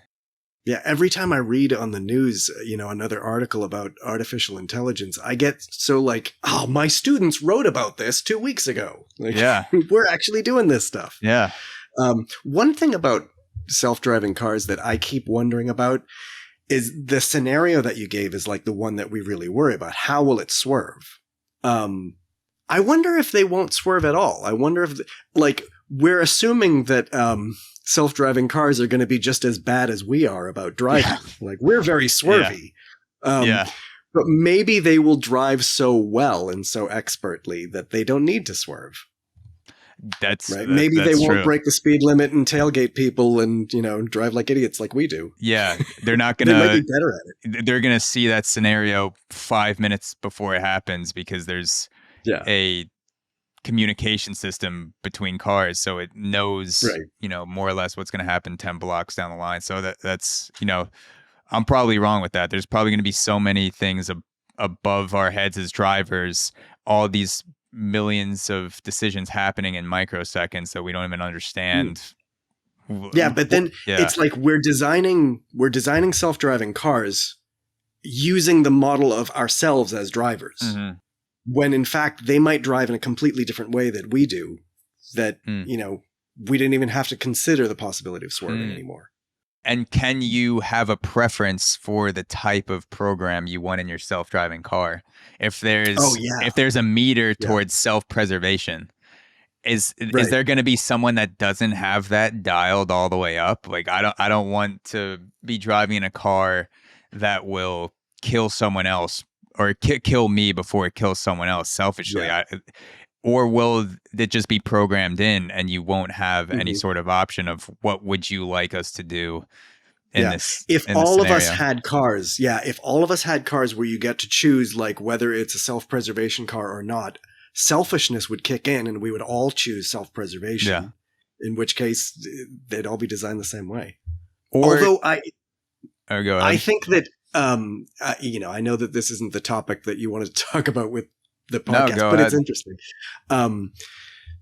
With self-driving cars, I bet that, you know, when the technology gets to a point where they're more prevalent and we have lots of these things, I bet you that individuals won't own cars, right? There will just be a fleet of cars that are owned by a city. And when you need a car, you just call it up. So from one day to the next, you'd be getting in a different vehicle and it will take you wherever you need to go. In which case, maybe they would all be programmed the same way, right? Because they're not personal anymore. I can't choose whether it's the self-preservation car or not. It's Yeah. not my car. I don't own it. Yeah, that's another scary thing to think about, is that you have a car that's going to influence the lives of possibly billions of people eventually on a regular basis. And how many people are in the room programming that ethical decision? Like 12, like a dozen people that are like, this Yeah. seems good for Yeah. humanity. And did any of them take a philosophy course? Yeah, exactly. Or Yeah. and how much does profit go into the decision? Like if they're just like, this many people, if this many people die per year, then we can handle those lawsuits. But once it crosses a certain line, then that's where we start to step in. But like 10,000 people, that's not going to make a dent in our profits. So we will have a program that where 10,000 people isn't a statistically significant reason to change what we're doing. But like 12,000, if they die, then like that'll start to eat into our profits. So it's like, wow. it's a wild This thing is to why think you about. shouldn't be a utilitarian. You should be a virtue ethicist. Yeah. Because utilitarians would worry about that, Yeah. That cost benefit analysis. Yeah. Well, you mentioned, I think it was you were on another podcast 6 months ago. I want to shout out the podcast. I forget what it's called, but it was a video game specific podcast, it seemed like, but I'm forgetting the ethics in video games. Ethics in video games. Yeah. And on that podcast, I remember you mentioned that you had become a virtue ethicist during the writing of this book. Yeah. Was there a moment where something clicked on where you thought, this is the philosophy that I identify with the most? Was it a gradual thing? Like, how did you come to that conclusion? It was definitely a gradual thing. There was an essay written by Matt McCormick where, and this essay was written in 2001. It's one of the like really early philosophy essays about violence in video games. And he goes through the big three theories. He goes through utilitarianism, deontology, and virtue ethics. And he points out how the first two don't really work to explain violence in video games, but virtue ethics seems to be well positioned. It seems to be, like give us the best possibility of explaining what's happening with violence in games. But he doesn't really fill out the details much. He just kind of says, like, this seems to be the most obvious way to go. And as I thought about it, I kept coming around to the idea that, okay, maybe in this I wasn't a virtue ethicist at the time. I was thinking, okay, maybe in this weird case of violence in video games that virtue ethics does make more sense. So I started writing how you would defend that. And then I slowly started to realize that this isn't just about violence in games. I can use this in lots of aspects of my life. In fact, this leads to a far better understanding of what I think morality is generally. And then by the time the book was finally written, I realized that, like, no, I actually believe this. This makes more sense to me than any other theory that I've read. So was it the combination of the philosophy and the act of writing it down that made you realize that happens to me a lot. I often don't know what I think about a topic until I start trying to write it down, and like trying to rationalize and make sense of it makes me come into conflict with my own beliefs and what I can rationally justify. And at the point where I'm writing it, I have to make a call and decide, what I really think. It's happened so many times that I sit down to write something and I believe one thing when I start writing it, and I believe something totally different by the time I finish, because I've finally actually done the work of going through that whole thought. Yeah, I had a similar experience with preparing podcast questions, because early on, the first 20, 30 episodes, I started about 4 years ago. So this is back in 2018. I was just going into podcasts with a few phrases written down on a sheet. And I would say, I started out interviewing music artists. So I would write something like, let's say, bass guitar. If someone did play the bass, or maybe they had an experience that had to do with bass guitar. But then I would see it on the page in the middle of a podcast, and I would think, I just had this thought, but I don't actually know what I want to ask them about the bass guitar. And I can't just say, like, bass guitar? Question mark? Go like, for it. like riff on bass guitar. And when I would write out the questions, then the actual question that I wanted to ask that person would form more clearly in my mind, and then I would go, okay, like this is what I'm interested in, and many times my own interests would reveal themselves through writing out the questions, and that helped me think about more what I wanted to ask that person. So that happens with me too, where I think I have a perfect thing in my head that's gonna transfer perfectly to reality, and then when the time comes, I'm like, oh fuck, like I wish try I could to externalize it. Yeah, I can't. Yeah, I can't plug you into my head, so I have to put these in words that sound shitty, or I can write it out and have a better idea of what I'm going to ask this person. Yeah, excellent. Yeah. Free will and violence. Go. No, I'm just kidding. Riff on it. Yeah. So free will and violence often go hand in hand. When violence is brought up, free will and vice versa. How do you define free will, and do you believe that humans have it? Oh no. That's a tough one.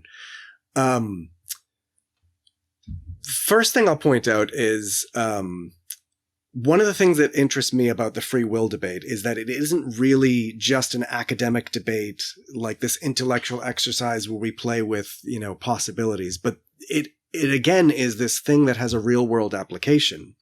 The real world application is every single criminal trial. In every criminal trial, there always comes a point where the lawyers have to debate free will, or they have to debate something about whether the accused act freely or whether they intended to do it. The difference between first and second degree murder is internal. It's somebody's psychology. It's whether or not they meant to do what they did.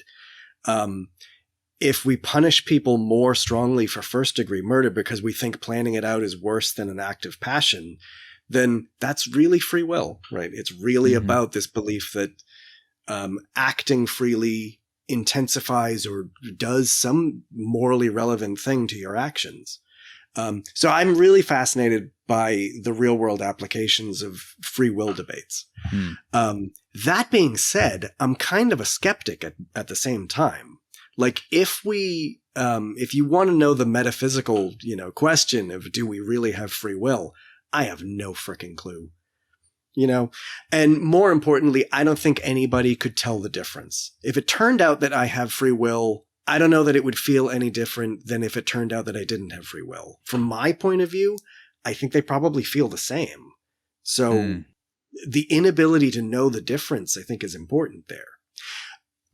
But there's a different aspect to the free will debate that that becomes even more important, which is really what criminal trials are about. Or really where free will debates come up in criminal trials. It's if I acted freely, I should be more morally responsible for what I did. And that's something that people debate often in the free will literature. It's not really this metaphysical, abstract debate about do I actually act freely, but where that becomes real world relevant is if I don't act freely, can I be held morally responsible for my actions?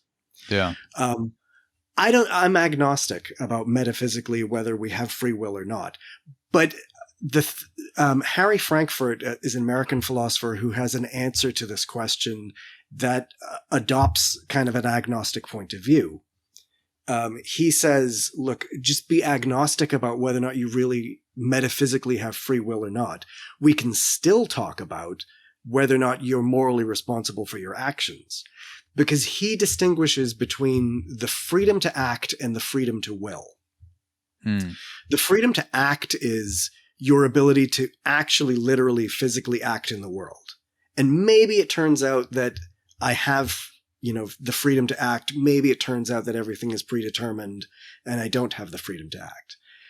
So you can set freedom to act aside. Even if my actions are determined, I still have, Frankfurt says, this internal ability to identify myself with my actions or not. I can still decide whether my actions speak to the person that I am and identify with my values, or I can say those what I did was uncharacteristic of me, and that wasn't really me. That's not really what I wanted to do. I find that really helpful. I don't know if that's how it works in the real world, but I find it really works that way in video games a lot. So many times when I'm playing a game, I'm kind of coerced by the game into committing an act that I don't really have a choice whether I can do it or not. It all just comes down to if I want to keep playing the game. And most of the time, I do want to keep playing the game. So I go along with what the game asks me to do because I kind of trust the game developer to have a plan here. They have a reason why they're coercing me into doing this thing. Like, it'll become revealed eventually, I hope. Yeah. There are so many cases in games where the game pushes me into a scenario that I feel uncomfortable with, or I don't know what to do, or this isn't what I wanted to do in the first place. And yet I still have to act. And I can't pretend that what happens in the game doesn't come down to my choices, because of course it does. Because of course I'm the one who's mashing the buttons. So video games give us, I think, these interesting cases where a lot of my actions are determined. I don't really have free will. And yet I still, in a Harry Frankfurt sense, I can still be morally bound to my actions based on whether I identify with them or not. If I'm doing something in the game that I don't want to do, this is just, I'm just playing a game. It's an action that I'm coerced into that doesn't really reflect who I am. On the other hand, when I'm playing a game and I'm absolutely doing what I want to do, those are cases where I own it. The moral consequences of the action really do speak to the kind of person that I am. Yeah, I would agree with Harry Frankfurt, and it seems like you're more interested in the moral application versus the question of whether or not we have free will. That the moral application is much more interesting than whether or not free will exists. And if there was a scientific study that tomorrow revealed that humans do not have free will definitively, would that even be good for people to walk around knowing? Because I know that if I'm 16 years old and I find that out, someone tells me I don't have free will, to me, that sounds like I'm not responsible for my actions, and those things aren't the same. But there's a lot of people, there's a lot of different situations. There are scenarios where that may be a bad thing. Just knowing that we don't have free will could change the way that someone goes about their life. I don't know. This is what I like about Frankfurt's distinction between the freedom to act and the freedom to will. Like, maybe there's a scientific study that comes out tomorrow that shows us that we don't have the freedom to act, but I can still identify with my actions or not. And I think that's a common thing that people experience. Like, there are so many times in many people's lives where you do something that you feel like is uncharacteristic of yourself, or actions that you take that you regret immediately, like as you're doing them, because you feel like this isn't really the person that I want to be. The example that Frankfurt gives is the guilty feeling drug addict who they pursue their addiction, but even while they're pursuing their addiction, they feel like this is not the life that I really want. I think that really happens. I think he's right about that. Are you familiar with Free Will by Sam Harris? No, I should be, but stupidly I'm not. So and I hope I'm summarizing his view accurately. He views free will, or rather he says that we are all a sum of our biology and experiences up to each moment. And therefore, there's no other way that we could have acted in that moment. So he argues that free will does not exist, that we have the illusion of free will. But if you were to rewind 10 minutes before that action and you have the same experiences in biology up to that point, there's no other way that you could or would have acted if you press fast forward and get to that moment again. But then I believe that he also says that we can cultivate directions with our actions once we realize we want to go a certain way. So it kind of sounds like virtue ethics, where you may not be able to act differently in the moment, but you can mindfully go towards a way of ethics that you identify with. So, yeah. Okay. I had a student write a really interesting essay last year about defending Sam Harris's view of mindfulness. So that sounds kind of familiar to me. Yeah, that's really interesting. So it sounds like, I don't know his theory of free will, but based on your description, it sounds like what he's defending is a psychological theory of free will. So it's, a psychological theory of determinism. It's not that the world is predetermined because of physics, because of, physical atoms. It's something more psychological. It's that my brain is an algorithm, and it just follows the program given my experiences, and so I couldn't possibly choose to do otherwise. So it's a psychological kind of deterministic thing. But then you can change the algorithm. The inputs, the inputs still matter, Yeah, the inputs are still going to, I get that. Sure. So you can change the way that the algorithm works and how it responds to inputs, I guess, in a virtue ethical way, like changing the way that you respond to things by cultivating different responses to things, like by practicing it. Yeah. And that opens a whole nother can of worms with prison. And should the primary purpose of prison be to punish people for the actions they've committed, or is it more of a separation from society? The primary mode isn't punishment. It's just we can't let these people be around other people, and when they can come back, or if they come back, they come back. But do people deserve to be punished? Yeah, you could think according of to his theory. That seems like Sam Harris would say no. It seems like he would say no. Punishment is not ethical with his definition of free will. Yeah, I mean, you could think of punishment as either backwards facing or forwards facing, right? If you think of punishment as backwards facing, what you're trying to do is you're trying to right some past injustice, and you're punishing for the sake of something that happened in the past. If you think of it as forward facing, what you're trying to do is restructure somebody so that they are better in the future, right? You have an eye for what this person is going to be like when they get out of prison. It seems like our own justice system is divided between those two views. Like, we confusingly punish for both past facing and backwards facing and forwards facing reasons. And that's probably a good part of the reason why our justice system is kind of messy. Yeah. Right. Because we don't really know what we want to get out of it. If we could just do one or the other and stick to it, we might be better off. And it could be a combination, because we punish ourselves for backwards and forwards facing reasons all the time. If I eat 17 donuts over the course of the past 48 hours, I may work out to punish myself for having eaten those donuts and try to burn off some of those calories, and also be looking forward towards, this is going to bring me a long-term benefit of feeling better, having a better body, feeling better about myself. So you're doing both simultaneously. So it's possible that prison could also serve the same purpose. Yeah, it really could. And 17 donuts would be a long workout. I mean, you can burn a lot of calories in a small amount of time on one of those airtime bikes.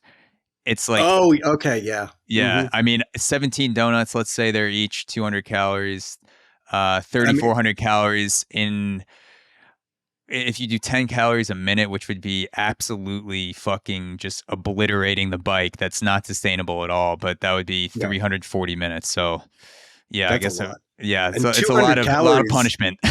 Yeah, 200 calories is a conservative estimate. That's no filling. That's just straight powdered donut. That's not, Boston cream. You get one of those filled like things with the chocolate icing, you're pushing 350 calories. Yeah. Yeah. I think that's even another Black Mirror episode, people working out to gain points or something like that. There's something like that. But so I know you have an interest in music and sound perception. And so I wanted to get, I'm going to get into that a little bit, but first I wanted to ask you about a quote from one of my favorite music artists, Alan Walker. He's a DJ and producer. His hit song is Faded. And he says, I keep my face covered during concerts. That's just something that's part of me, an artist. And I think it's a cool concept and look. It is really inspired by my love for video games, especially with the video game Watchdog that I love. So I wanted to ask you, is there anything you do or wear in a fashion sense in real life because of something that you've seen in a video game, like some sense of your fashion that, you know, is sparked by a virtual experience? That's interesting. I wonder if it's something that I'm not even aware of myself. Yeah. I don't think I tend to play a lot of high fantasy role-playing games. So I don't walk around with like armor on and stuff, although I should. Yeah, it's just your lower body is just in a knight's armor suit right now. I can't even see. You just stand up. You're like, yeah, no, that's never happened. You stand up and go to the bathroom. You're just in a full knight suit. Clunking along in my, yeah. I do like going to Renaissance fairs, I admit, but I don't have a costume for that either, tragically. I don't think so, because I have such a my wife describes my fashion sense as intentionally drab. Like that, I just tend to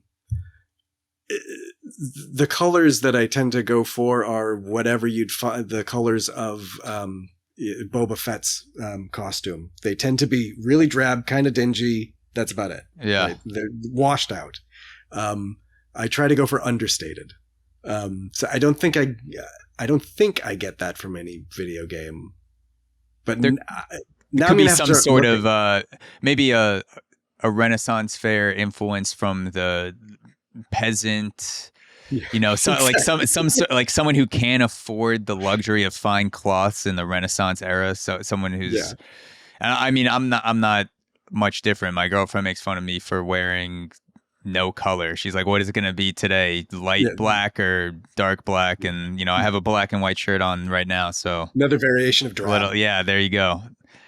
How did you become interested in sound and the perception of sound? So before I got into philosophy, I was a musician. I went to Berklee College of Music to study sound engineering. I always played in punk bands. And I used to work for a few punk bands in the Boston area after I graduated from Berklee. I got into perception of sound because of this one experience that I had when I was listening to an album with my mother, and she was mishearing what was on the album. When you're at Berklee, one of the albums that we were required to study at the time was Miles Davis's Kind of Blue. It's like a classic album of jazz from the 1950s. So I'm listening to Kind of Blue, and my mother, at one point, Miles Davis is playing a solo on the trumpet. And my mother says, I love the sound of the saxophone here. And I said to her, oh, that's not a saxophone, it's a trumpet. And she was so perplexed by that. She was like, are you sure that's a trumpet, not a saxophone? And I said, no, of course not. That's the trumpet. And she was surprised. And then I pointed out that the saxophone player had just played the solo before this one. And she said, what do you mean? There's different horn players on this album? And I said, yeah, there's 3 horn players on the album. There's 6 musicians. There's trumpet, 2 saxophones, drum, bass, piano. And she swore that she could only hear 4 instruments. She swore that she could only hear horn, whatever that was, drums, bass, piano. So I sang for her the different parts of this is what the trumpet is doing, and here's what the first saxophone's doing, and here's what the second saxophone's doing. And then all of a sudden she said, oh my God, I can hear it.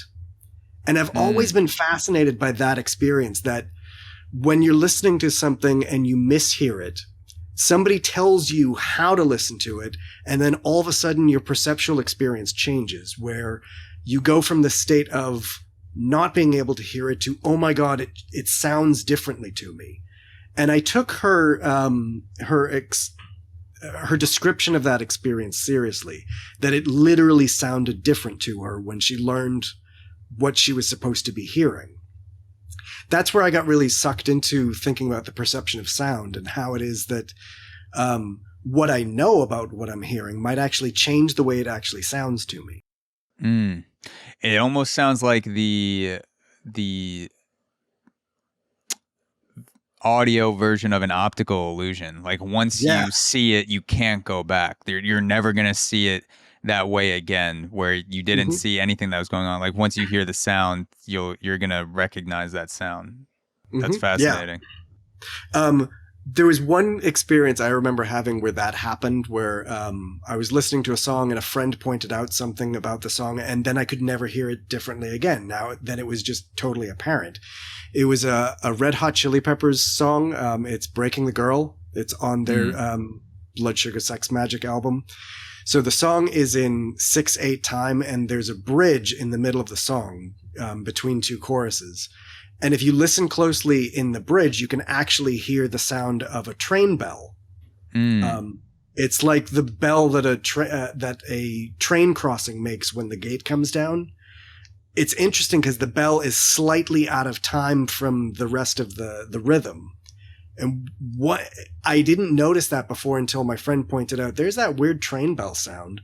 And then I listened and was like, oh my God, there's a train bell sound. I had no idea until he pointed that out. And now whenever I listen to the song, I can't hear anything other than that. Yeah, that makes me think about all the things that are entering my eardrums during the day that I don't even pick up as different sounds. Yeah, just things that I've just gotten used to. And even something like podcasting, because I've edited hundreds, thousands of hours of podcasts at this point, there are things that I will pick up from listening to other podcasts, just background noises, things like an air conditioner that I'm listening to a podcast in a car with my brother, and I can't let go of the fact that I can hear the AC in the background because I've had that happen so many times before where I have to noise reduction it out. But like you other would have people edited it differently. Yeah. And there are many times where I didn't, where I just left it in because I'm like, which is true. If there's a constant noise in a podcast, as long as it doesn't come close to the volume of the person's voice and the guest voice, then it will usually fade into the background. That happens a lot. I don't, there's probably a name for that phenomenon where you just stop registering a noise. But that is a real thing, that once it gets low enough, you don't really have to get rid of all of it. Just make sure it's constant and it's not too loud. So like things like that are just, I wouldn't even think about unless I was podcasting. I wonder how many things that I'm not aware of because I'm not really hearing those sounds on a regular basis. And they're just going in and out. I'm like, oh yeah, that was, could have been a horn or a person screaming or like literally like just all these things that I've no index for in my head. Yeah, exactly. It's like you need to have the language for it before you can even experience it, that's fascinating to me. So what did you try to do? Did you try to do anything with the revelation with your mom? Was there like a sort of categorization of sounds or was there a step further that you took with sound between the study of philosophy and video games and graduating Berkeley, like something that you went further in that area? When I finished at Berkeley, I was really interested in how it is that people hear things and why we aesthetically respond to music the way that we do. And then I quickly realized that wasn't a musical question. Like I couldn't answer that question by playing more music. It was actually a philosophical question, so I had to start studying philosophy. So when I did my PhD, I wrote my dissertation about the perception of sounds. And I was trying to grapple with that whole issue of I was trying to answer the question of whether music sounds differently to musicians than the way that it sounds to other people. Like I'm a trained musician. I've been playing music since I was 8 years old. I wonder if I hear sound the same way that my mother does, because she's never played an instrument. She didn't even notice that there were 3 horns on this album we were listening to when it was apparent to me right from the start. So I wondered how training changes the way that we actually just perceive things. The ultimate conclusion that I came up with in the dissertation is that the sound is hitting your ear. The information is there, but it becomes an issue of whether you can access it. And access requires attention. It requires being able to pay attention to the fine, minute details of the sound. So it is there, right? It's hitting your eardrum the same way that it hits everybody else's eardrum. But some people have the ability to access it and focus their attention, and other people haven't practiced that yet. What's the scariest thing that you've ever done? In life or in video games? Or it could be either one. It just has to register as the scariest thing. The scariest thing? That's tricky. I can tell you a ridiculous thing that scared me recently. I don't know if this is the scariest thing that ever happened, but it's like it comes to mind right away. And this ties completely into everything we were talking about with video games and doing things in the game that are fictional. So I was playing The Witcher 3, and there's a scene in The Witcher 3 where you help a friend of Geralt's on some mission. And the friend you're helping is a sorceress, and she's really flirty, and she's flirting with Geralt the whole time. And at the end of the mission, Geralt sleeps with her. And for a brief moment there, I was suddenly like, oh my God, did I just cheat on my wife? Yeah. Yeah. And I suddenly had this terror of like, if she walked in right now and saw what was going on the screen, this wouldn't go well. Yeah.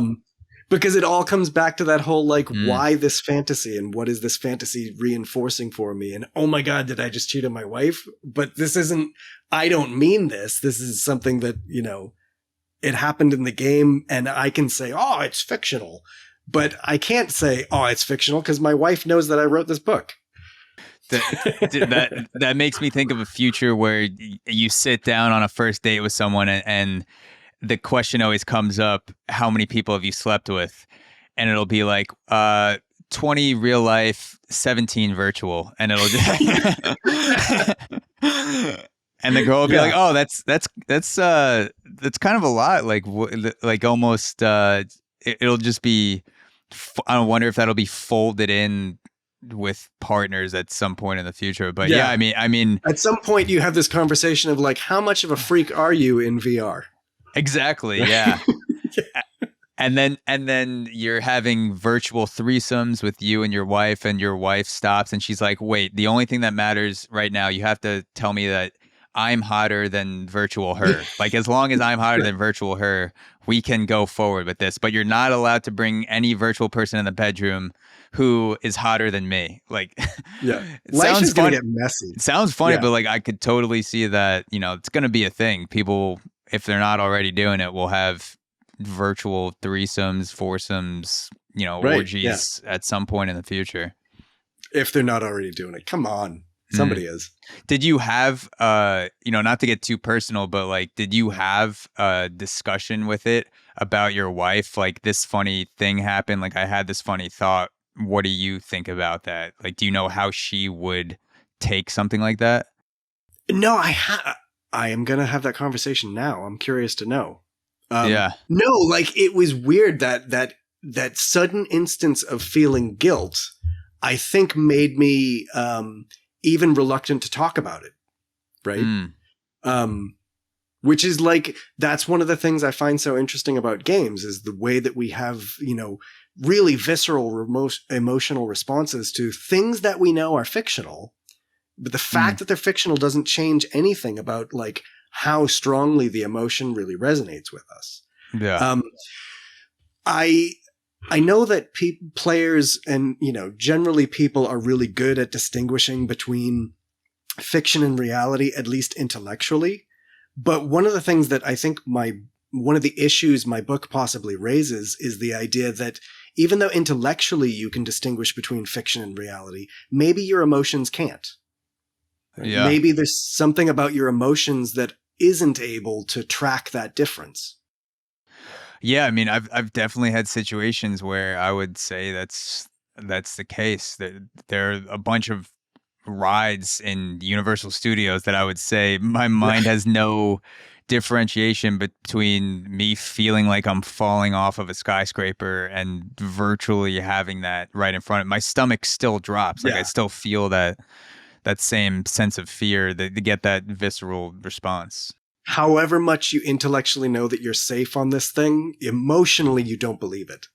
Yeah, it has nothing to do with it. Like almost like anxiety before, or even during a panic attack, where you know that you're sitting in a room and you're safe, has nothing to do with the fact that your brain's just gonna keep making you think that you're in fear, something's happening, and there's no stimulus that matches the real world.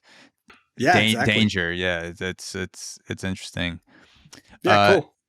To end off, what's the most meaningful thing you've learned about yourself that you couldn't have learned if you never played video games? I think I learned that I'm a sap. I think I've learned that I am more emotionally wrapped up in these things than I previously would have admitted. I remember the instance where it happened too.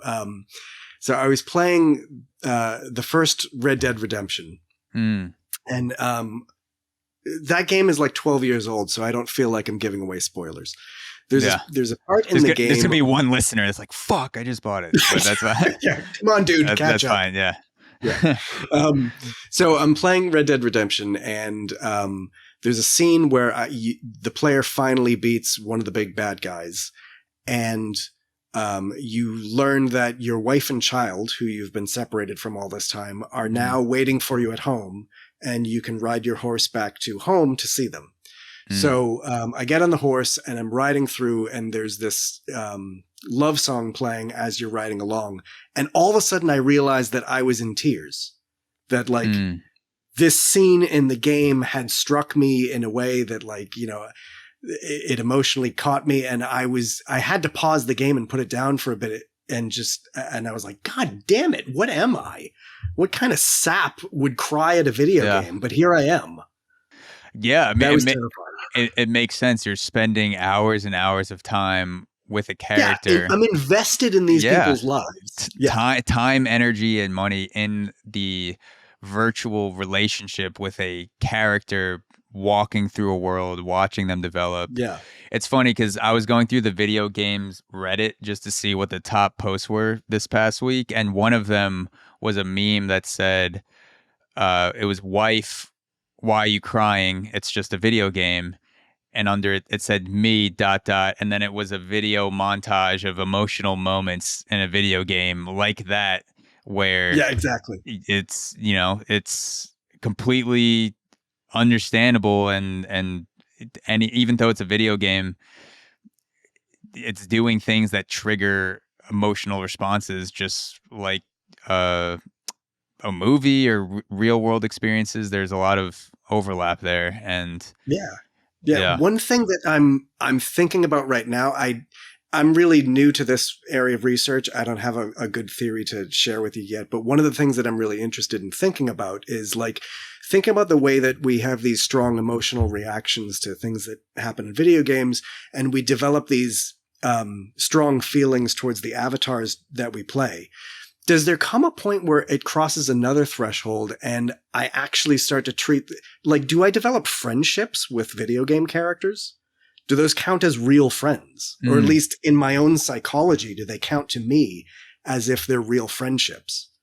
I've played through Horizon Zero Dawn like 8 times. I've spent a lot of time with Aloy.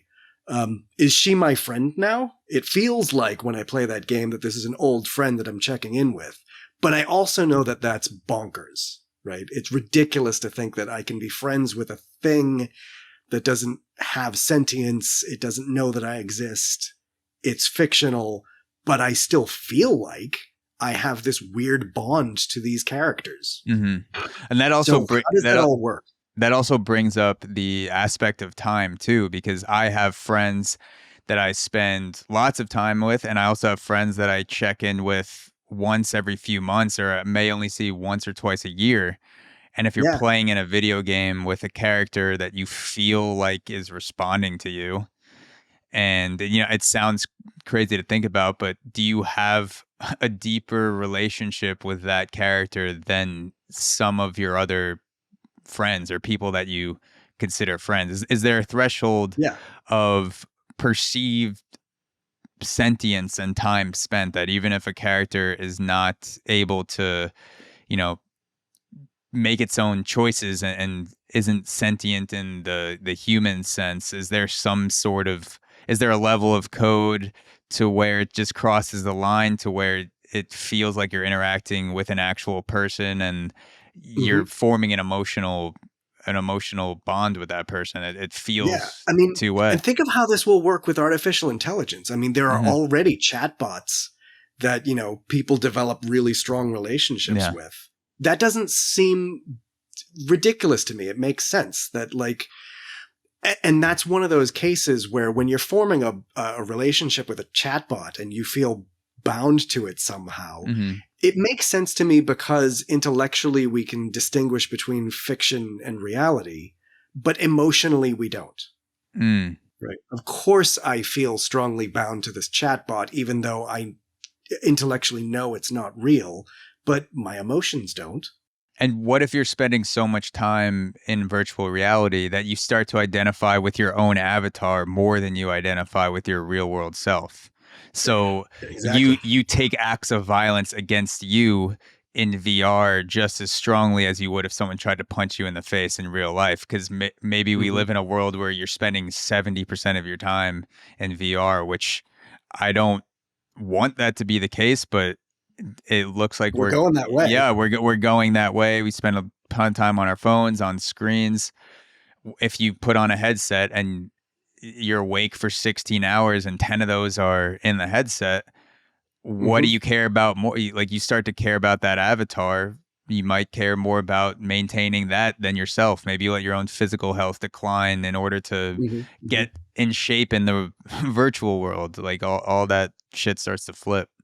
Yeah, I think there is a case where this actually happens, where people identify so strongly with their avatars that they feel that it represents them in an important way. Like, particularly think about cases where women report being sexually assaulted in a video game, where what happens is the avatar is in VR sexually assaulted, but the woman reports that she feels like she was the object of the attack and she feels humiliated by it. That makes perfect sense to me, that we identify so strongly with our avatars that they become like proxies of us. So that an attack on my avatar, particularly a sexual attack on my avatar, is targeted at me. It's not fictional. It's actually a real world kind of attack on me. Yeah. Yeah. My initial response to that would be, you could just unplug from the virtual world, but in a world where you're in the virtual realm most of the time, is unplugging really that easy if you need to be in that world to perform? So right now it sounds ridiculous, but I could see a world in where police are entertaining the fact of convicting people for virtual sexual assault, virtual rape, things like that. Maybe the crime there is at the same level as harassment.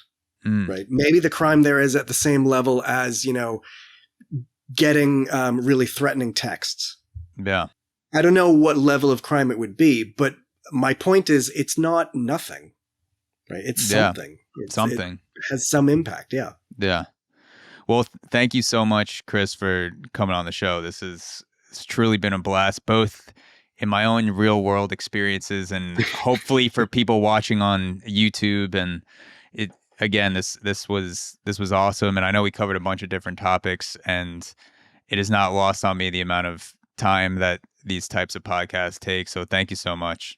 Yeah, of course. Thanks so much for having me. It was really fun. Of course. And I want to encourage people to check out the book, Video Games, Violence, and the Ethics of Fantasy. If any sentence that we spoke today resonates with you in some way, definitely go check out the book because it goes deeper into a lot of topics we talked about. And also, where can people keep up with you? Where can they follow you? I'm on Twitter. I'm on Facebook if anybody still uses that. Email, because I'm an academic. Where the easiest way to get in touch with me is through university email at Appalachian State University. Perfect. Thanks again, Chris. Yeah, thanks.